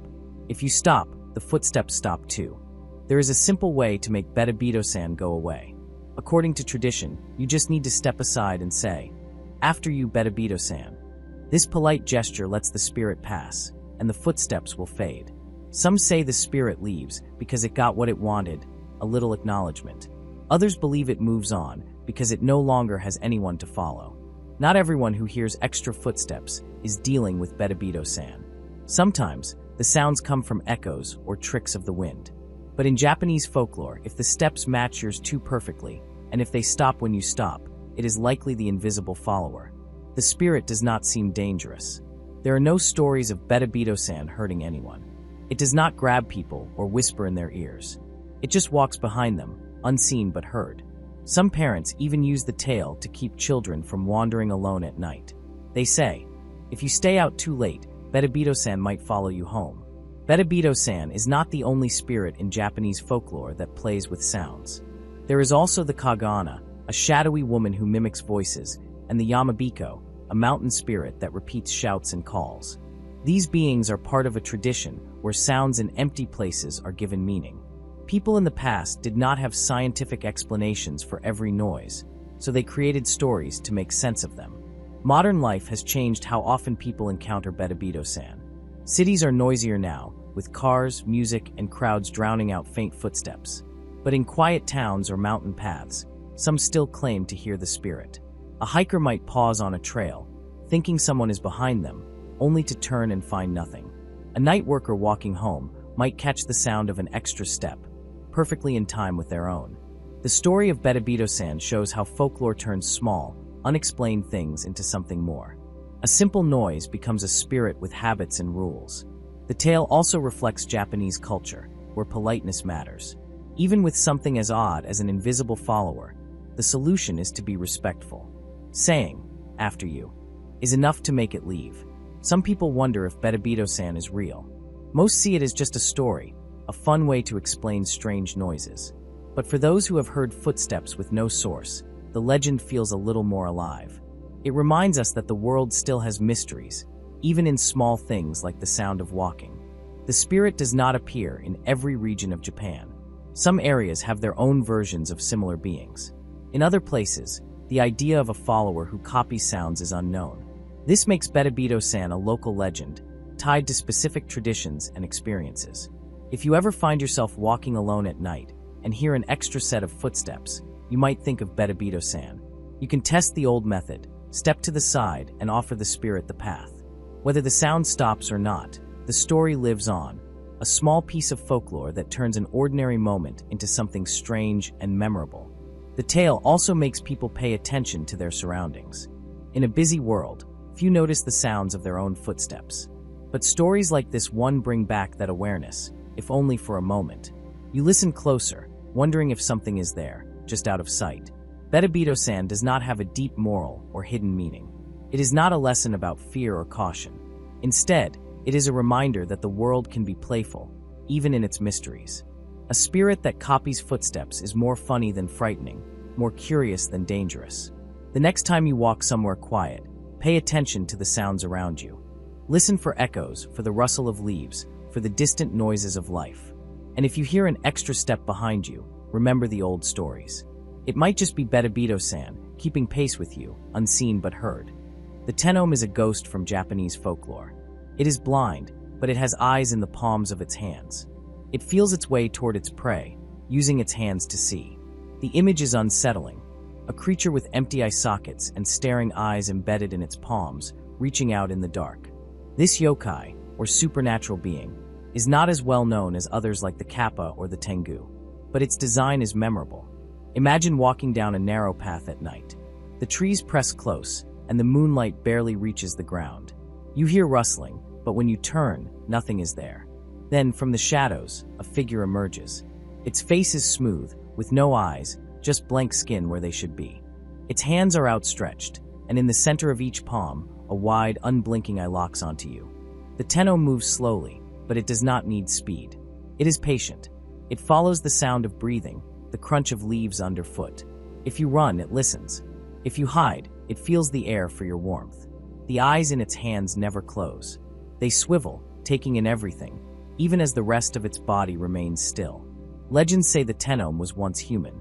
Some stories claim it was a thief who had his eyes gouged out as punishment. Others say it was a blind man who made a deal with a demon for sight, but the demon gave him eyes in the wrong place. Whatever the origin, the result is the same: a creature that sees through its hands, forever searching. The tenome is not mindlessly violent. It does not attack without reason, but it is drawn to the living, especially those who wander alone at night. It might follow a traveler for miles, never making a sound, just watching with those strange, misplaced eyes. Some say if it catches you, it does not kill you. Instead, it takes your eyes and adds them to its own collection. Others believe it feeds on fear, growing stronger the more you panic. Encounters with the tenome are rare, but they follow a pattern. A person walking at night feels watched. They turn, see nothing, and keep going. The feeling persists. Then, out of the corner of their eye, they spot movement, a hand, fingers twitching, an eye staring straight at them. By then, it is often too late. The tenome does not let go easily. There are ways to protect yourself. Some say carrying a mirror confuses it. The eyes in its hands see their own reflection and freeze. Others believe salt or iron drives it away, as with many spirits. The most common advice is simple: do not walk alone at night in places where the tenome is said to dwell. The tenome is a reminder that not all ghosts want revenge. Some are just lost. They exist in the in-between, neither fully here nor gone. The eyes in its hands might be a curse, but they also make it what it is, a thing that sees the world differently, literally and figuratively. Stories about the tenome vary by region. In some villages, it is a cautionary tale for children. Come home before dark, or the tenome will find you. In others, it is a protector, a spirit that watches over sacred grounds and chases away trespassers. The truth is hard to pin down. Like many yokai, the tenome changes depending on who tells the story. One tale tells of a woodcutter who worked late into the evening. As he walked home, he heard footsteps behind him. He turned, saw nothing, and kept walking. The footsteps grew louder. He turned again, and this time he saw it, a pale figure with hands raised, eyes glinting in the moonlight. The woodcutter did not run. Instead, he spoke to it. "What do you want?" The tenome tilted its head, as if considering the question. Then it pointed, not at the woodcutter, but past him, toward a hidden pit in the path ahead. The woodcutter realized the spirit had warned him. He thanked it and went home safely. This version of the tenome is kinder, but not all encounters end well. Another story tells of a man who mocked the blind. He laughed at those who could not see, calling them weak. One night, he woke to a cold hand on his face. The tenome stood over him, its palm eyes staring. When morning came, the man was blind. His eyes were gone, leaving only smooth skin behind. The tenome is not just a monster. It is a lesson. It shows that sight is not always in the eyes. It reminds people to be careful, to respect the unseen. And in some cases, it punishes those who deserve it. The next time you walk at night, pay attention to the sounds around you. If you feel watched, do not ignore it. Look closely at the shadows. If you see a hand, fingers curled, an eye staring back, do not run. Stay still. Hold your breath. Maybe it will pass by. Or maybe it has already seen you. The Mokumo-kurin is a strange and unsettling thing. Imagine walking down a quiet hallway in an old house. The walls are bare, the wood is worn, and the air smells faintly of dust. Then, without warning, eyes appear. Not one or two, but dozens, maybe hundreds. They push through the surface of the wall like bubbles rising in water, each one distinct, each one watching. They don't blink. They don't look away. They just stare, unblinking, as you stand frozen in place. This is the Mokumo-kurin, a creature, or perhaps a phenomenon, from Japanese folklore. It doesn't speak. It doesn't move. It exists only to watch. The eyes cover surfaces, walls, doors, even floors, appearing and disappearing without warning. Some say they belong to spirits. Others believe they are the remnants of people who once lived in the space, their curiosity or malice keeping them anchored to the world. Whatever the truth, one thing is certain. When the Mokumo-kurin appears, you are not alone. The eyes don't follow the rules of normal sight. They don't need light. They don't need angles. They see everything at once, from every direction, as if the very room itself is alive and aware. If you turn your back, you can feel them still watching. If you close your eyes, you know they remain open. They don't look away when you sleep. They don't leave when you beg. They are always there, even when you can't see them. People who encounter the Mokumo-kurin describe the same feeling, a deep, crawling sense of being exposed. It's not like being watched by a person. A person blinks. A person gets distracted. A person might miss something. The Mokumo-kurin misses nothing. Every breath, every twitch, every unguarded expression is seen, recorded, remembered. Some say the eyes judge. Others say they feed on attention, growing in number the longer you acknowledge them. The only thing worse than seeing them is realizing they've been there all along, and you just didn't notice. There are stories of houses where the Mokumo-kurin takes root. A family moves in, happy and unaware. At first, it's small things, a sense of being watched when no one is there, a flicker of movement in the corner of the eye. Then the sightings begin. A single eye peering through a crack in the door. A cluster of them pressed against a window, staring in from the dark. The family tries to ignore it, but the eyes multiply. They spread like mold, appearing in greater numbers each day. The children see them first. The parents dismiss it as imagination, until they see them too. Some try to leave. But the Mokumo-kurin doesn't always stay in one place. There are accounts of people fleeing their homes, only to find the eyes waiting for them in their new rooms, in their cars, in the mirrors of gas station bathrooms. Once the Mokumo-kurin notices you, it doesn't let go. There are ways to protect yourself, though none are certain. Salt, iron, and certain prayers are said to keep the eyes at bay. Some people hang shirta, white paper streamers used in Shinto rituals, around their homes to ward off spirits. Others avoid looking directly at the eyes, believing that acknowledgement gives them power. But the oldest stories warn that the Mokumo-kurin cannot be banished, only avoided. If you see the eyes, you must leave before they see you back. Not all encounters are malicious. Some say the Mokumo-kurin is a guardian, watching over sacred places or forgotten graves. In abandoned temples, the eyes are said to belong to the gods, keeping track of those who enter.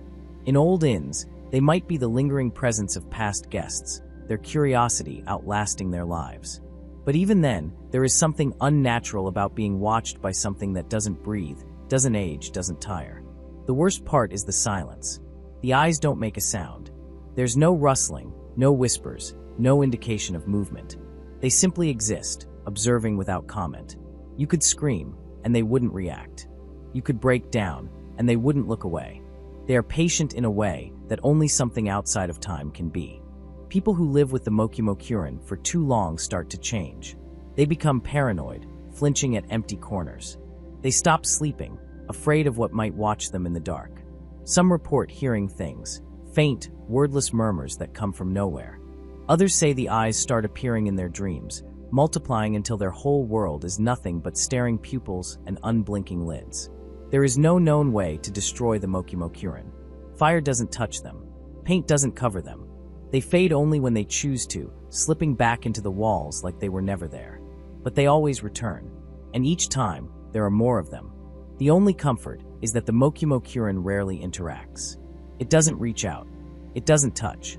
It watches, and that is all. But for those who have felt its gaze, that is enough. Once you know the eyes are there, you can't forget. And once they've seen you, they never really leave. Kodama are spirits that live in ancient trees. They look after the forests they inhabit. If someone harms their home, the Kodama scream. That scream brings a curse. The curse can take many forms. It might bring sickness, bad luck, or even death. People who live near old forests know to listen for the Kodama. The spirits do not show themselves often. Most of the time, they stay hidden. But if a tree is cut down or burned, their voices rise like the wind through the leaves. The sound is not human. It is high and sharp, like the cry of an animal in pain. Those who hear it never forget it. The Kodama do not act out of malice. They protect what is theirs. A forest with Kodama is healthy and strong. The trees grow thick, and the air stays clean. The Kodama keep balance. When humans disrupt that balance, the spirits respond. There are stories of loggers who ignored the warnings. In one tale, a man cut down a massive cedar. The tree was old, its roots deep in the earth.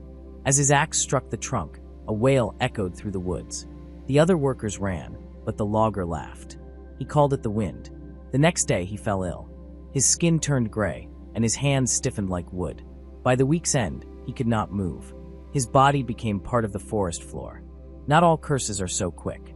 Some take years. A village once cleared a grove to build houses. The Kodama screamed, but the people did not listen. At first, nothing happened. The houses stood, and the families moved in. Then the crops failed. The river dried up. Children grew sick with no cause. One by one, the families left. The village became a ruin, and the forest grew back. The Kodama do not hate humans. They simply demand respect. Some villages leave offerings at the base of ancient trees. They tie white cloth around the trunks or leave rice and fruit. In return, the Kodama keep the land fertile. The trees bear fruit, and the streams run clear. There are ways to tell if a tree holds a Kodama. The oldest trees are the most likely. A Kodama's tree might have an unusual shape, twisted branches or roots that form strange patterns.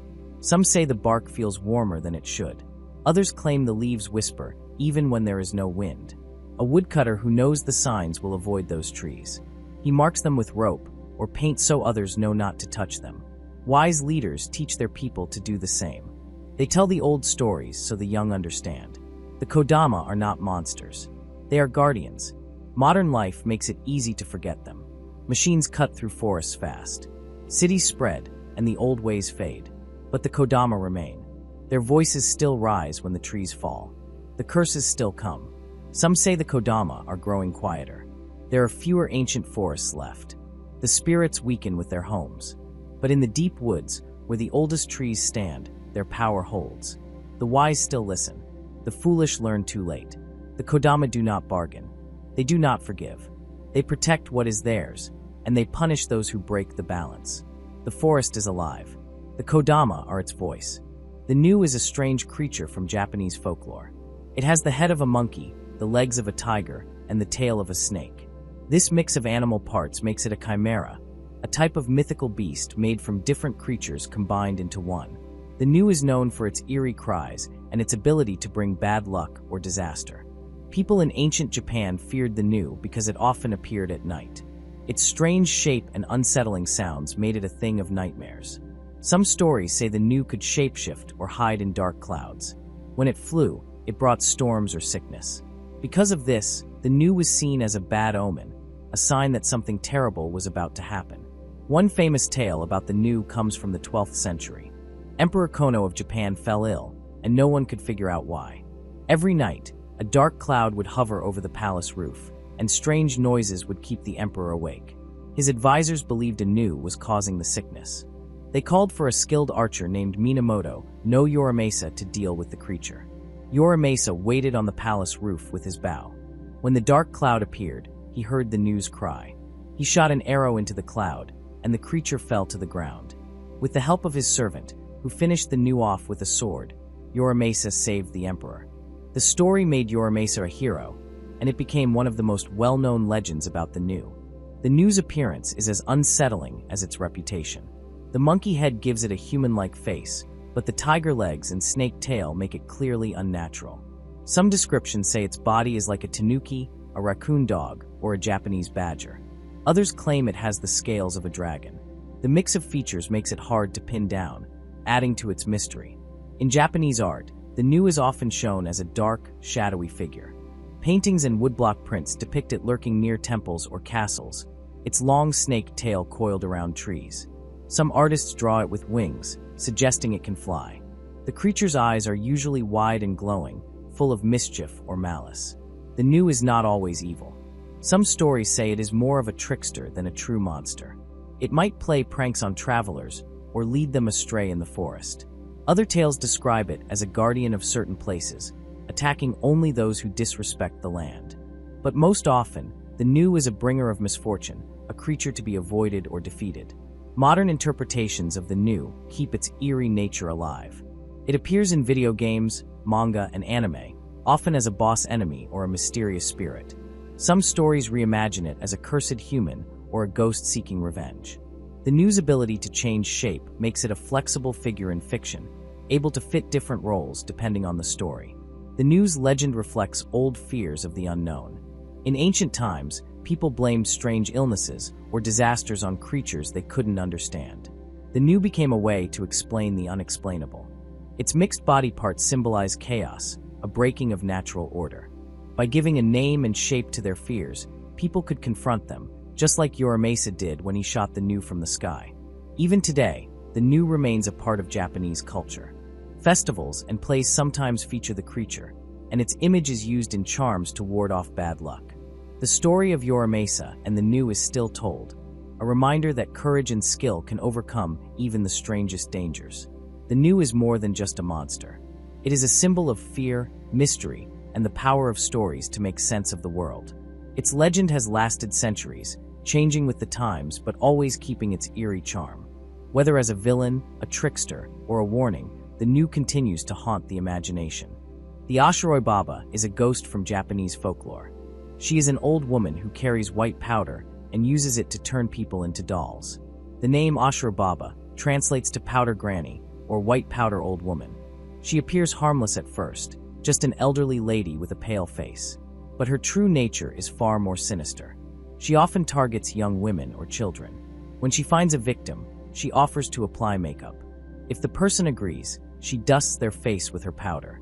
The powder does not just whiten the skin, it hardens it. The victim's face loses expression. Their limbs stiffen. Soon, they cannot move or speak. They become a lifeless doll, trapped in their own body. Some versions of the legend say she collects these dolls. Others claim she leaves them behind, abandoned in the streets or in empty houses. Either way, the transformation is permanent. There are no known ways to reverse the curse once the powder sets. The Oshiroi-baba is not always violent. She does not attack outright. Instead, she tricks her victims into accepting her gift. This makes her more dangerous. People let their guard down around an old woman. They do not expect danger from someone who seems frail. Her origins are unclear. Some say she was once a real person, a makeup artist or a performer who worked with dolls. Others believe she was always a spirit, a yokai who existed to punish vanity. In some tales, she is linked to the theater, where actors use white powder for their performances. A failed actor or a scorned performer might have become her in death. The Oshiroi-baba is most active at night. She wanders quiet streets, looking for those who are alone. She prefers dimly lit places, alleys, empty parks, or the shadows near traditional Japanese homes. Some stories place her near shrines or cemeteries, where the veil between the living and the dead is thin. To avoid her, people must refuse her offers. If a stranger, especially an old woman, tries to apply makeup, the safest choice is to walk away. Politeness can be a trap. In Japanese culture, refusing an elder can be seen as rude, but in this case, survival matters more than manners. There are no recorded modern sightings of the Oshiroi-baba, but the legend persists as a warning. It teaches caution around strangers, no matter how harmless they seem. It also serves as a reminder of the dangers of vanity. The victims who become dolls are often those who care too much about appearances. The doll motif is significant. In Japanese culture, dolls are not just toys. They can be vessels for spirits. Some are used in rituals to ward off evil. Others are believed to hold souls. When the Oshiroi-baba turns someone into a doll, she may be trapping their soul inside an empty shell. The idea of losing control of one's body is a common fear. The Oshiroi-baba embodies this fear. Her victims are aware as they transform. They feel the stiffness spread, but cannot scream or run. The horror is in the helplessness. Unlike other yokai, she does not kill. Her curse is something worse, an existence without freedom. A doll cannot age or die. It just sits frozen while the world moves on. Some folktales include ways to resist her. A few say that covering one's face will stop her from applying the powder. Others claim that speaking her name aloud will make her disappear. But these methods are not guaranteed. The surest defense is to avoid her entirely. The Oshiroi-baba is not as famous as other Japanese spirits, like the Kuchisake-onna or the Yuki-onna. But she is just as eerie. Her quiet approach makes her unsettling. She does not chase her victims with scissors or freeze them with her breath. She offers a choice, one that seems harmless until it is too late. Her legend may have started as a way to keep children from talking to strangers. Or it might have been a cautionary tale for actors and geisha who use too much makeup. Either way, the story sticks because it taps into universal fears. No one wants to lose themselves. No one wants to become an object. The Oshiroi-baba is a reminder that danger does not always come with a roar. Sometimes, it comes with a smile and a gentle hand, offering something you never knew you should refuse. The Dorotebo is a creature from Japanese folklore. It appears in rice fields as a muddy hand. It reaches up from the water and dirt to grab farmers. Those who work the land know to watch for it. The hand pulls people under, and they vanish without a trace. Farmers who work late are most at risk. The Dorotebo comes at night or during heavy rain. It hides in the flooded fields, waiting. The mud makes it hard to see.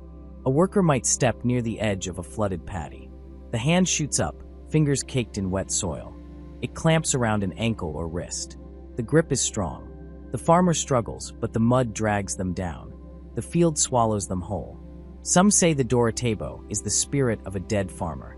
The dead man is angry because someone else took his land. He cannot rest, so he haunts the fields. He drags the living down to share his fate. Others say it is a yokai, a monster with no human past. It exists only to drown the unwary. The stories warn farmers to respect the land. A greedy farmer who steals rice fields might wake the Dorotebo. A careless one who works too late might meet it. The creature does not forgive.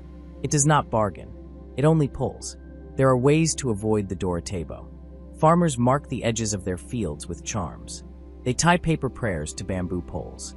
The prayers keep the hand away. Some pour sake into the water as an offering. They whisper promises to work hard and honor the land. The Dorotebo listens. If it is pleased, it stays hidden. A farmer in Niigata once ignored the warnings. He bought a cheap field near the mountains.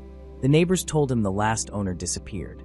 They said the man had been pulling weeds when the mud rose up and took him. The new farmer laughed. He said old stories would not scare him. He worked late that summer. The nights were hot, and he wanted to finish planting. The moon was bright, but the water in the fields was black. He bent down to fix a seedling. Something moved under the water. He thought it was a frog. Then the mud surged. A hand shot out and locked onto his arm. The farmer yelled. He pulled back, but the hand held tight. His feet slipped in the mud. He grabbed a nearby hoe with his free hand. He swung it down, striking the wrist. The hand let go. The farmer ran. He did not stop until he reached his house. The next morning, he went back to the field. The hoe lay where he dropped it. The mud nearby was disturbed, as if something had crawled out. He never worked late again. He hung charms on the field's borders and poured sake every planting season. The Dorotebo never came for him after that. In some villages, the elders tell of a worse fate. A farmer taken by the Dorotebo does not always die. Some say the mud changes them. The victim sinks into the field, but their hand remains. It becomes part of the creature. It waits for the next person to grab. A group of children in Fukui once played near an old field. They dared each other to step close to the water. One boy jumped in laughing. The others watched as he sank suddenly, like something pulled him under. They screamed for help. Villagers came with ropes and sticks. They poked the mud but found nothing. The boy was gone. 3 days later, his hand rose from the field. It was gray and covered in slime. It grabbed a man who came too close. The villagers set fire to the field. They burned the crops and salted the earth. The hand did not return. Not all encounters end badly. A woman in Shiga once saw the Dorotabo rise near her feet. She did not run. She bowed low and spoke to it. She promised to care for the field and share her rice with the poor. The hand sank back into the mud. That year, her harvest was the best in the village. The Dorotabo is not mindless. It does not kill without reason. It punishes the greedy and the disrespectful. It spares those who honor the land. Farmers know this. They treat their fields with care. They do not take more than they need. They leave offerings and say the right words. The creature is rare now. Modern fields have concrete borders. Machines do the work instead of hands. But in the old villages, where the paddies are still flooded by hand, the warnings remain. Do not work the fields at night. Do not ignore the stories. The mud remembers. The Dorotabo waits. Yamajiji, the mountain spirit that leads travelers astray. In the dense forests and misty peaks of Japan's mountains, there are stories of an old spirit who wanders the trails. The Yamajiji appears as a frail, elderly man, often hunched over with a walking stick. At first glance, he seems harmless, even friendly. But this spirit has a dark purpose. He lures hikers off the right path, guiding them toward danger or even death. The Yamajiji preys on those who travel alone or stray from marked trails. He might appear when the fog rolls in, making it hard to see more than a few feet ahead. A lost hiker may hear a faint voice or spot a shadowy figure ahead. The spirit calls out, offering help. He claims to know a shortcut or a safer route. Trusting him is a mistake. Once a traveler follows the Yamajiji, the path changes. What seemed like a clear trail becomes twisted and unfamiliar. Trees loom closer, and the ground grows uneven. The spirit walks just out of reach, always moving forward, never looking back. The hiker soon realizes they are lost. The Yamajiji vanishes, leaving them stranded in the wilderness. Some never find their way back. This spirit thrives in places where the boundary between the human world and the spirit world is thin. Remote mountain passes, deep ravines, and old shrines are common spots for encounters. The Yamajiji is not always violent. He does not attack directly. Instead, he uses deception. He plays on the fears and desperation of those who are already vulnerable. There are ways to protect oneself from the Yamajiji. Experienced hikers know to stay on marked trails, especially in bad weather. They avoid speaking to strangers in lonely places. Some carry charms or prayers for safe travel. If a hiker suspects they are being led astray, they should stop walking immediately. Turning back the way they came can break the spirit's influence. Not all encounters end in tragedy. Some hikers escape the Yamajiji's tricks. They might notice something wrong, the old man's feet not touching the ground, or his voice sounding hollow. Others realize the path is leading them toward a cliff or river and refuse to follow further. The spirit dislikes resistance. When challenged, he often fades into the mist. The Yamajiji is not unique in folklore. Many cultures have spirits or creatures that mislead travelers. The will-o'-the-wisp in European tales lures people into swamps with flickering lights. The Latin American duende leads children away from their homes. These beings share a common trait. They exploit confusion and fear. The stories of the Yamajiji serve as warnings. They remind people to respect the mountains and prepare for the unexpected. Nature can be unforgiving, and not every friendly face has good intentions. Even today, hikers in Japan share tales of strange encounters. Some swear they've seen an old man watching them from the trees, only for him to disappear when they blink. The Yamajiji's motives are unclear. Some say he is a vengeful spirit, angry at those who disturb the mountains. Others believe he is a guardian, testing the worthiness of travelers. Whatever the reason, his presence lingers in the stories passed down through generations. To avoid the Yamajiji, hikers must stay alert. They should trust their instincts. If something feels wrong, it probably is. The mountains are beautiful but dangerous. Spirits like the Yamajiji are part of that danger. They remind us that not everything in the wild is as it seems. The next time you walk a mountain trail, keep an eye on the path ahead. Listen for footsteps that don't match your own.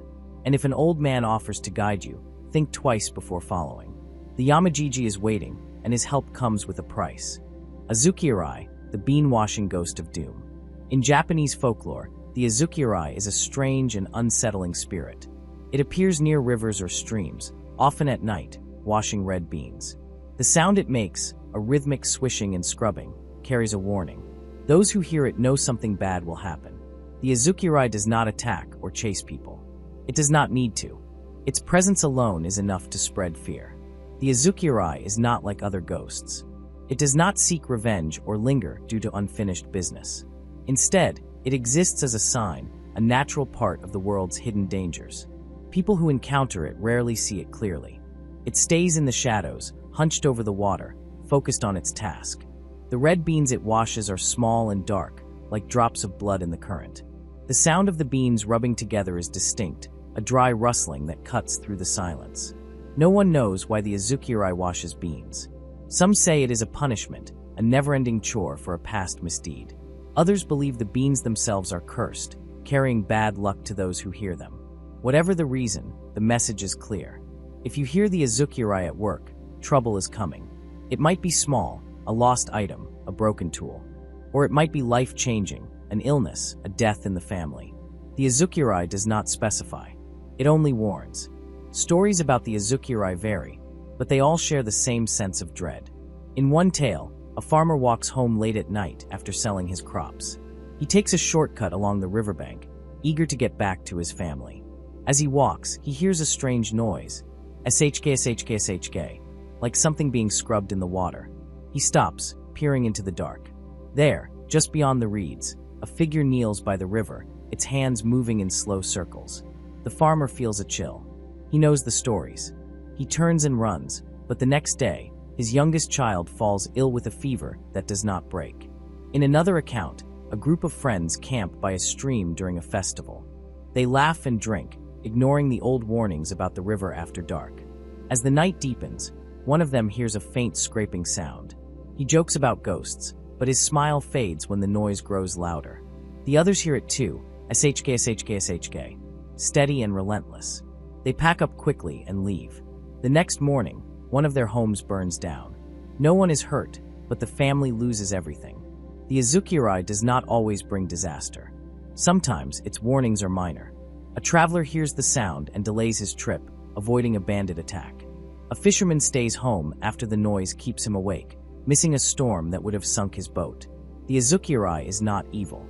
It is a messenger, a part of the world that reminds people of unseen dangers. Ignoring it is foolish. Respecting it might save a life. Not all ghost stories have clear morals. The Yurei is not a lesson about greed or laziness. It does not punish the wicked or reward the good. It simply exists, a shadow at the edge of vision, a sound in the night. Some say it is older than Japan itself, a relic of a time when spirits were as common as birds in the trees. Others think it is a more recent creation, born from the fears of rural life. Either way, it lingers, washing its beans, waiting for someone to listen. The Yurei is not alone in Japanese folklore.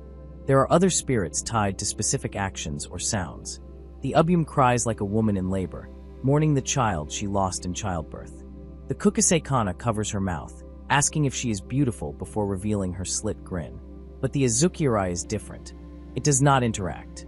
It does not speak. It washes, and in that simple act, it warns. People in rural areas still talk about the Yurei, though sightings are rare. Some claim the ghost has faded as Japan modernizes. Others say it has simply moved, following the rivers and streams that remain untouched by cities. A few insist they have heard it, shk, late at night, when the world is quiet. They never investigate. They know better. The Yurei does not need a face or a voice to be remembered. Its sound is enough. The next time you walk by a river at night, listen. If you hear something out of place, something that does not belong, do not ignore it. Turn back. Go home. The Yurei does not give second chances. Kamaitashi are strange creatures in Japanese folklore. People call them wind weasels or sickle weasels. They ride on sudden gusts of wind and cut people with their sharp claws. These cuts come fast and seem to happen out of nowhere. A person might feel a breeze rush by, then find a deep slice in their skin, blood flowing before they understand what happened. There is often no pain at first, only confusion. This delay makes the attack feel even more unnatural. The name Kamaitashi comes from two words, kama, meaning sickle, and itachi, meaning weasel. The sickle part is easy to see. People often describe their claws as long and curved like a farmer's blade. The weasel part comes from their shape and speed. They're said to look like weasels, small and lean, with pointed faces and quick bodies. These creatures move faster than the eye can follow.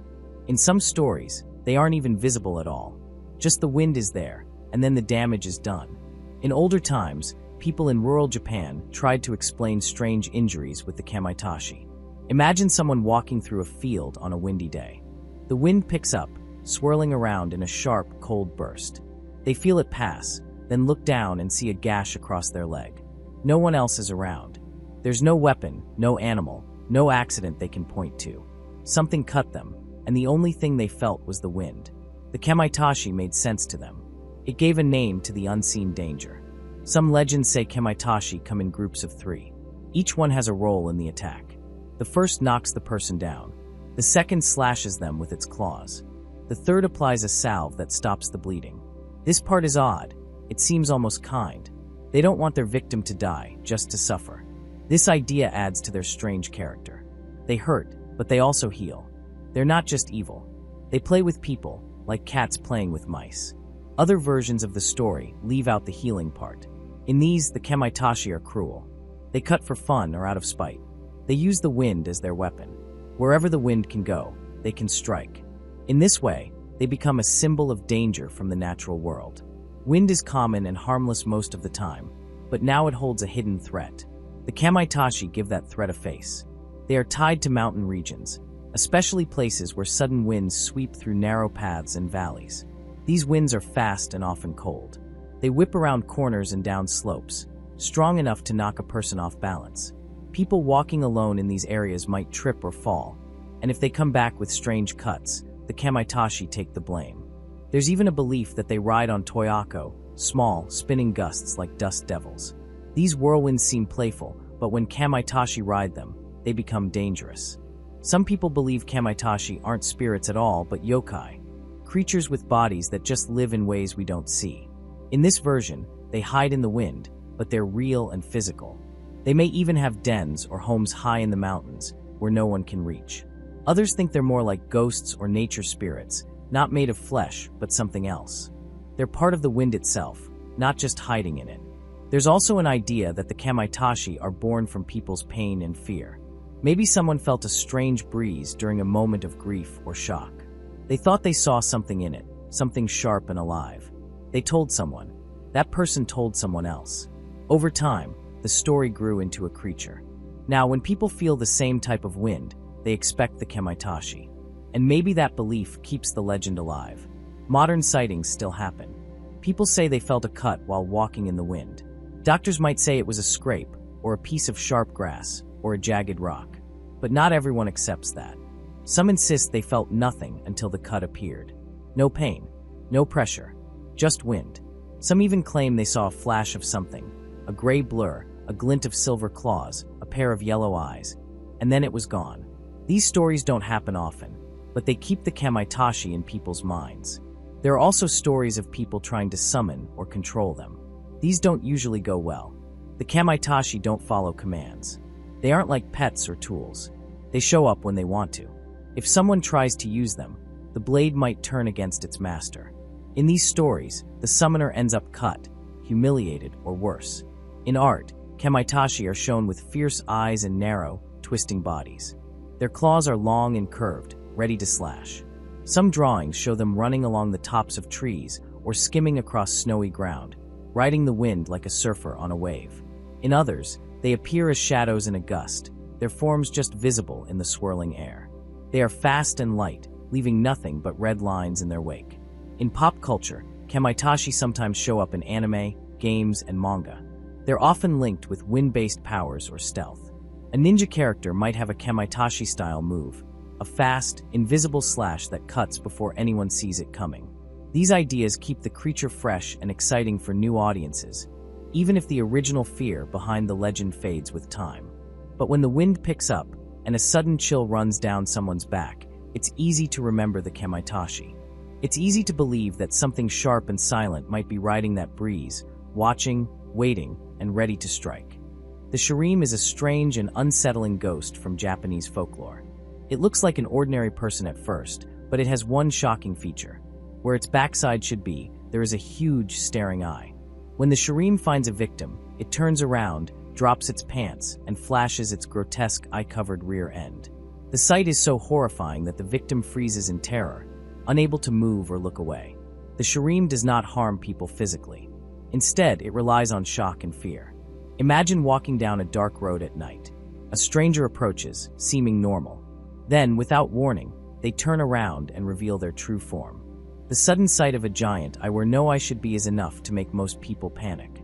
Some stories say the victim remains paralyzed long after the ghost has gone, still trembling from the encounter. This ghost belongs to a group of creatures in Japanese folklore called yokai.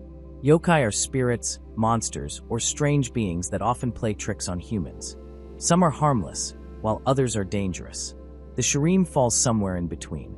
It does not kill or injure, but its prank is deeply disturbing. The purpose of the shirime is unclear. Some say it exists purely to scare, while others believe it serves as a warning against wandering alone at night. The legend of the shirime likely comes from older stories about shape-shifting creatures. Many yokai disguise themselves as humans before revealing their true forms. The shirime follows this pattern. It looks like a normal person until the moment it chooses to shock its victim. The eye on its backside is the key detail. Eyes are powerful symbols in many cultures, often representing knowledge, fear, or the supernatural. A single giant eye in such an unexpected place makes the shirime unforgettable. One famous tale tells of a samurai walking home late one evening. A figure calls out to him, asking him to wait. When the samurai turns, the stranger bows deeply, then suddenly lifts his kimono to expose the glaring eye. The samurai, though trained for battle, is so stunned he cannot move. By the time he recovers, the shirime has vanished. The samurai spends the rest of his life wary of strangers at night. Another story describes a traveler who meets a polite man on a lonely road. The man acts friendly, but something feels off. Before the traveler can react, the man turns and reveals his true nature. The traveler flees in terror, but the image stays with him for years. These stories follow a similar pattern, an ordinary encounter that turns into a nightmare with one grotesque reveal. The shirime does not appear often in modern retellings, but it remains a memorable part of yokai lore. Its bizarre appearance and unsettling behavior make it stand out even among stranger ghosts. Unlike some yokai, which have elaborate origins or magical powers, the shirime is simple in its horror. It does not need claws or fangs to frighten people. Its unnatural eye is enough. Some believe the shirime may have started as a cautionary tale. Parents might have used it to warn children about the dangers of talking to strangers or wandering after dark. Other yokai serve similar purposes, teaching lessons through fear. The shirime's shock tactic ensures the message sticks. No one forgets seeing such a thing. The idea of a ghost exposing itself to scare people is not unique to Japan.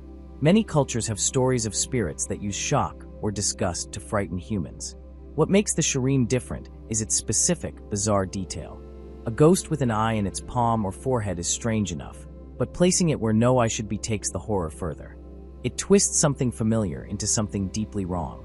Encounters with the shirime are rare in legends, but each one follows the same pattern. The victim is alone, often at night, when the ghost appears. It seems normal at first, sometimes even friendly. Then, without warning, it reveals its true form. The shock leaves the victim helpless, sometimes for hours. The ghost does nothing else. It does not attack or speak. It simply shows its horrible secret and disappears. The shirime does not fit neatly into categories of good or evil. It is more of a trickster, a being that exists to unsettle and frighten. Some yokai help humans or offer wisdom, but the shirime serves no clear purpose beyond causing fear. This makes it harder to understand, and that mystery adds to its creepiness. Modern interpretations sometimes depict the shirime in art or writing. Artists enjoy its weirdness, and writers play with its shock value. Despite its obscurity compared to more famous yokai, the shirime has a lasting appeal. Its simplicity works in its favor. There are no complicated rules or weaknesses. It exists to scare, and it does that one job well. The shirime's influence can be seen in other horror stories. The idea of a seemingly normal person hiding something monstrous is common in urban legends. The shirime takes this idea to an extreme, replacing the expected horror with something even more disturbing. It preys on the fear of the unknown, the sudden realization that something is very wrong. Few yokai rely purely on shock, as the shirime does. Most have more elaborate behaviors or motives. The shirime stands out because its entire existence revolves around one horrifying moment. It does not need to chase or harm its victims. The sight alone is enough to leave them traumatized. The shirime may not be the most famous ghost, but it is one of the most unsettling. Its strange appearance and simple, effective method of terror make it memorable. Whether as a cautionary tale or just a bizarre legend, the shirime remains a unique figure in folklore. Its giant, staring eye ensures that those who hear of it will never forget it. Baku, a dream eater that might save you from nightmares or trap you in them. The baku is a creature from Japanese folklore. It has the power to devour dreams, especially bad ones. People call on it for help when nightmares become too much to bear. But there's a catch. If you rely on the baku too often, it might start eating all your dreams, good and bad, leaving you with nothing. Some say it could even trap you in a nightmare forever. The baku looks strange, like a mix of different animals. It has the body of a bear, the trunk of an elephant, the eyes of a rhinoceros, and the tail of an ox. This odd appearance makes it seem like something from a dream itself. People describe it as both comforting and unsettling at the same time. How does the baku work? If you have a nightmare, you can call out to it before you sleep.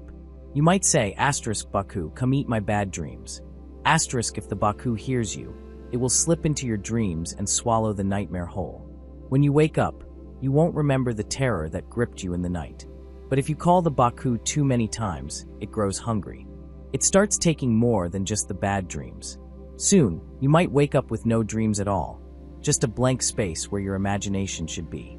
There are stories of people who relied on the baku every night. At first, it helped. The nightmares stopped, and they slept peacefully. But over time, their minds felt empty. They lost their creativity. Some say these people stopped dreaming entirely. Others claim the baku turned on them, trapping them in endless nightmares they couldn't escape. The baku isn't evil. It doesn't mean to harm anyone. It's just doing what it does, eating dreams. But like many things in folklore, it comes with a warning. Too much of a good thing can become dangerous. Some cultures see the baku as a protector. Parents in Japan sometimes place a baku charm near their child's bed to keep bad dreams away. These charms are often shaped like tapers, because some believe the baku resembles one. The idea is simple. Let the baku take just enough to help, but not so much that it becomes a problem. There's a balance to using the baku's power.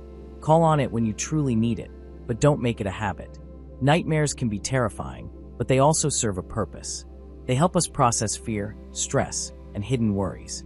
If the baku takes them all away, we might lose something important. Imagine a man who has the same nightmare every night. He sees himself falling from a great height, and just before he hits the ground, he wakes up in a sweat. One night, he calls the baku. The creature comes and eats the nightmare. The man sleeps soundly. The next night, he calls the baku again. And again. Weeks pass, and the nightmares stop completely. But so do all his other dreams. He starts to forget things, small details at first, then bigger ones. His mind feels hollow. One night, he calls for the baku, but this time, it doesn't leave. The nightmare returns, worse than before. Now, no matter how many times he calls, he can't wake up. This is the risk of depending too much on the baku. It gives relief, but at a cost. The baku isn't the only creature that interacts with dreams. Other cultures have their own versions. The ancient Greeks believed in the oniroi, spirits who brought dreams to mortals. Some Native American tribes spoke of dream catchers, webs that trapped bad dreams while letting good ones through. But the baku is different. It doesn't filter dreams, it consumes them. Modern sleep science tells us nightmares happen for a reason. They might be the mind's way of working through trauma or stress. Avoiding them entirely could mean ignoring something that needs attention. The baku offers a quick fix, but quick fixes aren't always the best solution. If you ever find yourself haunted by bad dreams, think carefully before calling the baku. It might help once or twice. But remember, every time it feeds, it grows stronger. And one day, it might not stop when you want it to.